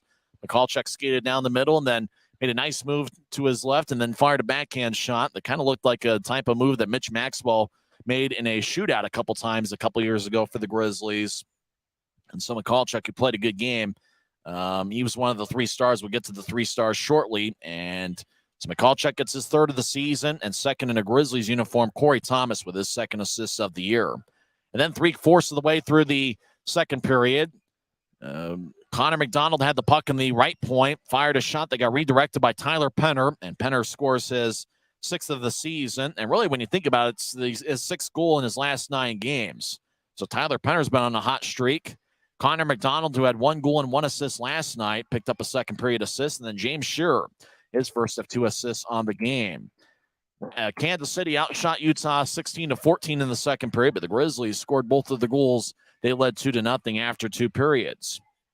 And then with a minute and a half left in regulation, the outcome wasn't in doubt at that point, but Grizzlies took a shot and it bounced off a Starrett, and then puck ended up floating in the air, and then about chest high, Keaton Jameson, just kind of a baseball bat type of swing towards Starrett. It bounced off the Starrett's body and ended up in the back of the net as Jameson really had an outstanding weekend. 3 goals in the weekend. He had 2 last night, and he picks up his 5th goal of the season and 3rd in his last 2 games. Shearer and Raby with the assist. That's Shearer's 2nd assist of the game. And for Dakota Raby, we talked about all the third period points he has scored, but you think about him continuing his hot streak as he now has a point in 9 of his last 10 games. So it's a lot of fun here when the Grizzlies win at Maverick Center as they go to the 500 mark at home. They are now 5-5 at Maverick Center and 11-12 overall. Kansas City's record on the road falls to 3-9 as they go below the 500 mark. They are now 9-10-3 overall this season. It was interesting to see the action kind of pick up as Johnny Walker got a misconduct penalty in the third period. Loren Yolette got a 5 and a 10, a fighting major, and a 10-minute game misconduct for being the aggressor. Special teams, it really wasn't the power play on either side. Both teams went 0 for 6 on the power play, but it was the penalty kills for both sides that were pretty good. But remember, Jameson scored that third period goal only 20 seconds after a Grizzlies power play ended. So even though the Grizzlies didn't score on the power play, the offense's own time that they had kind of contributed to the Grizzlies scoring that power play goal 20 seconds after Kansas City was able to even things up 5-on-5. Well, the fans are filed out of Maverick Center. We got a few still hanging around as we got Kiki Crum hanging around and Guy Krenza typing up the postgame story as we speak. But Kiki, Lucas Preak completed the shutout, and Mary Lou's asked him about his cowboy hat, and he went in full cliche mode about just glad to get the shutout and do his best for the team. Yeah, pretty funny moment. He was really funny. It made me giggle. Someone in the comments said the word finesse, and I don't know who they were describing, but I'm going to use it to describe Preak and how he played tonight. He definitely played with a finesse. That's good to get that word in. I was trying to figure out what word I should get in. You and Guy didn't give me a term. I botched it yesterday. You're trying to get me to fit in something about Mariah Carey. Mariah Carey whistle note, yeah. But you did say baby in the refrigerator, and I thought Guy had given you that term. So No. I've been using that for years. Except for people who misinterpret it. They think I'm actually putting babies in the refrigerator, and that's certainly not the case. No, but I did like that term. The Grizzlies get a 3-0 victory. They win both games in Kansas City. Keaton Jameson had 2 goals last night. He scored a third period goal tonight. And I think the great thing about it is the Grizzlies were able to get good performances from guys who haven't necessarily hit the stat sheet over the last few games. But, Tyler Penner's been outstanding over the last 9 games. He's now got 6 goals. And overall, you think about Michalchuk playing maybe his best game in a Grizzlies uniform. Yeah, I said in the last intermission I was very impressed with Penner and Michalchuk. And there wasn't much going on in like the first 10 minutes of the third period, but definitely a lot of action in the last 10 minutes. I mean, I think 5-on-5, we played maybe 2 minutes the whole last 10 minutes of the third period. Yeah, so we didn't have a lot of 5-on-5 time. Yeah. So it's going to be interesting to see what happens against Idaho in the next 2 weeks. You think about 2 games in Boise and then 3 here at Maverick Center to close out the 2022 calendar year. And with Idaho being as hot as they are, it's going to be a tough test. But the Grizzlies have won twice in Idaho's arena so far this year. Yeah, I think they need to play like how they did last night. I think they played really well tonight. Maybe they were a little fatigued. It was just a different game. You can play the same team different days and have a totally different game, totally different outcome. So I'll be interested to see how they take the next games. Kiki, thanks for hanging out with us tonight. Thank you, Tyson. That's Kiki Crum. When we come back in 30 seconds, we'll talk with Guy Carenza and get his thoughts on the Grizzlies' 3-0 victory over Kansas City. This is the Grizzlies post-game report. I live for my next goal. Whether it's another pick six or another step forward in life, I wouldn't be who I am without the drive to reach it. And I wouldn't be where I am without my team. Everyone on and off the field who supports me and believes in my dreams as much as I do. Whatever your goals are, surround yourself with people who are going to help you reach toward them. Like my friends at America First, and see where life takes you. It's a sweet victory for the Grizzlies, who defeated the Kansas City Mavericks 3-0 as they sweep the 2-game series. I'm Tyson Whiting here with Guy Carenza. You think about the Grizzlies, they could look for a 3-game winning streak when they take on Idaho on Wednesday night. But how about Lucas Preek with a 32-save shutout? And I think the moment of the year is when Mary Lou's asked him about his cowboy hat, and he went full cliche mode on, I'm just happy to get the shutout and do what's best for the team. Tyson, he's a character. I think I got to get myself a cowboy hat. I think that's our next move is we got to get cowboy hats, because how about Lucas Preek?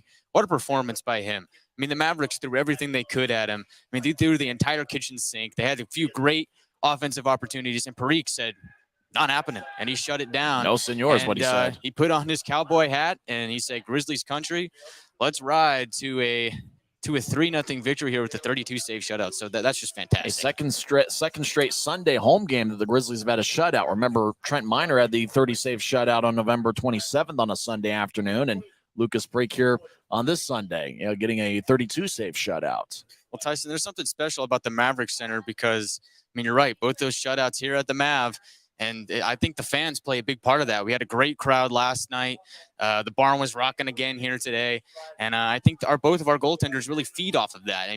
Lucas Preek, he's a character, and he loves the fans, and so when he's getting chance, when he's getting praise, for playing a great game, he feeds off of that, and he loves it. So it's no wonder that he had a fantastic performance. Only his second home start, but Lucas Preek has already become a fan favorite here at Maverick Center. It's hard not to like that guy, man. He's an awesome character, really nice guy, and the cowboy hat is just a cool touch. A post-game skate with the Grizzlies looks like is getting underway, as that's kind of one of those fun things. You can skate on the ice with the Grizzlies after the game. As it looks like Lucas Preek's still over there, and he's going to skate with the Grizzlies fans. And how about that? Grizzlies fans either bringing skates or renting skates, and they're going to come out here on the Maverick Center ice and skate along. Who really stood out tonight from your perspective? Because for me, I think it was Michalchuk who played a great game, Tyler Penner, and the defensive unit all around. Obviously, when you get a shutout like the Grizzlies did today, it wasn't just Preek. It was a team effort. Yeah, Tyson, you mentioned team effort. I think we got to talk about the penalty kill. And a guy in particular is James Shearer. He had a fantastic game with the 2 assists, but the penalty kill should not go unnoticed. There was a moment where the Grizzlies had a 5-on-3 against them, and they managed to shut that down, didn't let that go. And so really, special teams unit, the penalty kill in front of Preek really helped him go to this 32-save shutout. So Preek did himself have a fantastic game, but the guys in front of him also played really well tonight. And it's big to sweep a team like Kansas City, who's really struggled on the road. They are now just 3-9 on the road. And I think from the Grizzlies' perspective, you look at, winning 2 in a row, and then obviously got 5 games against Idaho. And I think the great thing for the Grizzlies is they were able to score 5 on 5. All 3 goals were 5 on 5. They didn't have to necessarily rely on the power play to get them by here tonight. Yeah, Tyson, I think that's what we wanted to see. That's really great is you want your team to be able to score on the power play, but you really want to be able to score 5 on 5. And now that we're seeing the Grizzlies able to do that, it just bodes well for the future. But you mentioned these games against the Mavericks, especially this series in particular. Getting the sweep is huge because now the Grizzlies jump into 4th place in the Mountain Division. They leapfrog the Mavericks, which is huge. And these points are going to matter a lot more down the stretch as now we're getting past Christmas time into the new year, and that's when points really start to matter. So big games against the Mavericks here today and a big series against the Steelheads coming up. You picked the 3 stars of the game. 3rd star, James Shearer, who had 2 assists. Vladislav Mikalchuk with a goal that really turned out to be the game winner 2.5 minutes into the second period, and Lucas Preek, the number 1 star. Had to be a tough decision for you there. Oh, it was tough. Yeah, I mean, Shearer, I think, was deserving of the 3rd star, the 2 assists, and like I said, his work on the penalty kill shouldn't go unnoticed. So, in his return, he's been great. He's been back from injury, and he's just helping out the defensive unit. And then Mikalchuk got the game-winning goal, so couldn't overlook that. And then, of course, Lucas Preek with the 32-save shutout. He had to be number 1. Any final thoughts before we head out here tonight? Well, Tyson, it was a great 2 games by the Grizzlies, and we'll see if they can improve on that and get a win streak going of 3 down at Idaho Central Arena with their next game against the Steelheads. But I think it'll be interesting to see how they match up against the Steelheads, who seem to be red hot. But you never know with those Grizzlies-Steelheads games. This is one of the best rivalries in the league. I could sure go for a pizza about now. I could too. It's been a long day, and I'm about ready to wrap it up. We're 1 week away from Christmas. Utah gets a 3-0 victory. It's the last Grizzlies home game before the Christmas break. Utah will take on Idaho this upcoming Wednesday and Friday. 6:50 pregame show, 7:10 face-off both nights on December 21st and 23rd. And then the Grizzlies will have 4 days off. Next home game for the Grizzlies will be a Bud Light College night on December 28th against the Idaho Steelheads. December 30th will be an AFCU Friday where tickets start at just $8 and you pay using your AFCU debit or credit card at the Maverick Center box office. And note the special start time on Saturday, December 31st. It's going to be a 5 o'clock face-off, as after all, you want to get home, have plenty of time before midnight, and then you want to kiss your significant other at midnight. I wish that was the case for me, but I guess it is what it is. We're working on it. We're working on getting through Bumble and see if we can find a way to find somebody. It's very, very difficult out there. I don't know how people do it. Oh, it is what it is, but I mean, some great deals going on. You take your date down to the Maverick Center and see a nice showdown between the Steelheads and the Grizzlies, and I'm really looking forward to that New Year's Eve smackdown with the Steelheads. That should be a lot of fun. Yeah, it was a lot of fun here tonight and a great weekend as the Grizzlies really had a good week of practice, and it translated to the ice with a 6-3 victory last night and a 3-0 shutout here this afternoon. Thanks for the time, Guy. Well, thank you, Tyson. Well, for Kiki Crum and Guy Krenza, once again in 2 hours and 30 minutes in front of 3,358 here at Maverick Center. Lucas Preek got a 32-save shutout, and the Grizzlies got 2 assists from James Shearer and goals from Keaton Jameson, Tyler Penner, and Vladislav Mikalchuk. Mikalchuk's turned out to be the game winner. Next broadcast, Utah Grizzlies hockey will be on Wednesday night, December 21st. The Grizzlies take on the Idaho Steelheads in the first of a 2-game series over at Idaho Central Arena. I'm Tyson Whiting, and it is what it is. You've been listening to the Grizzlies post-game report.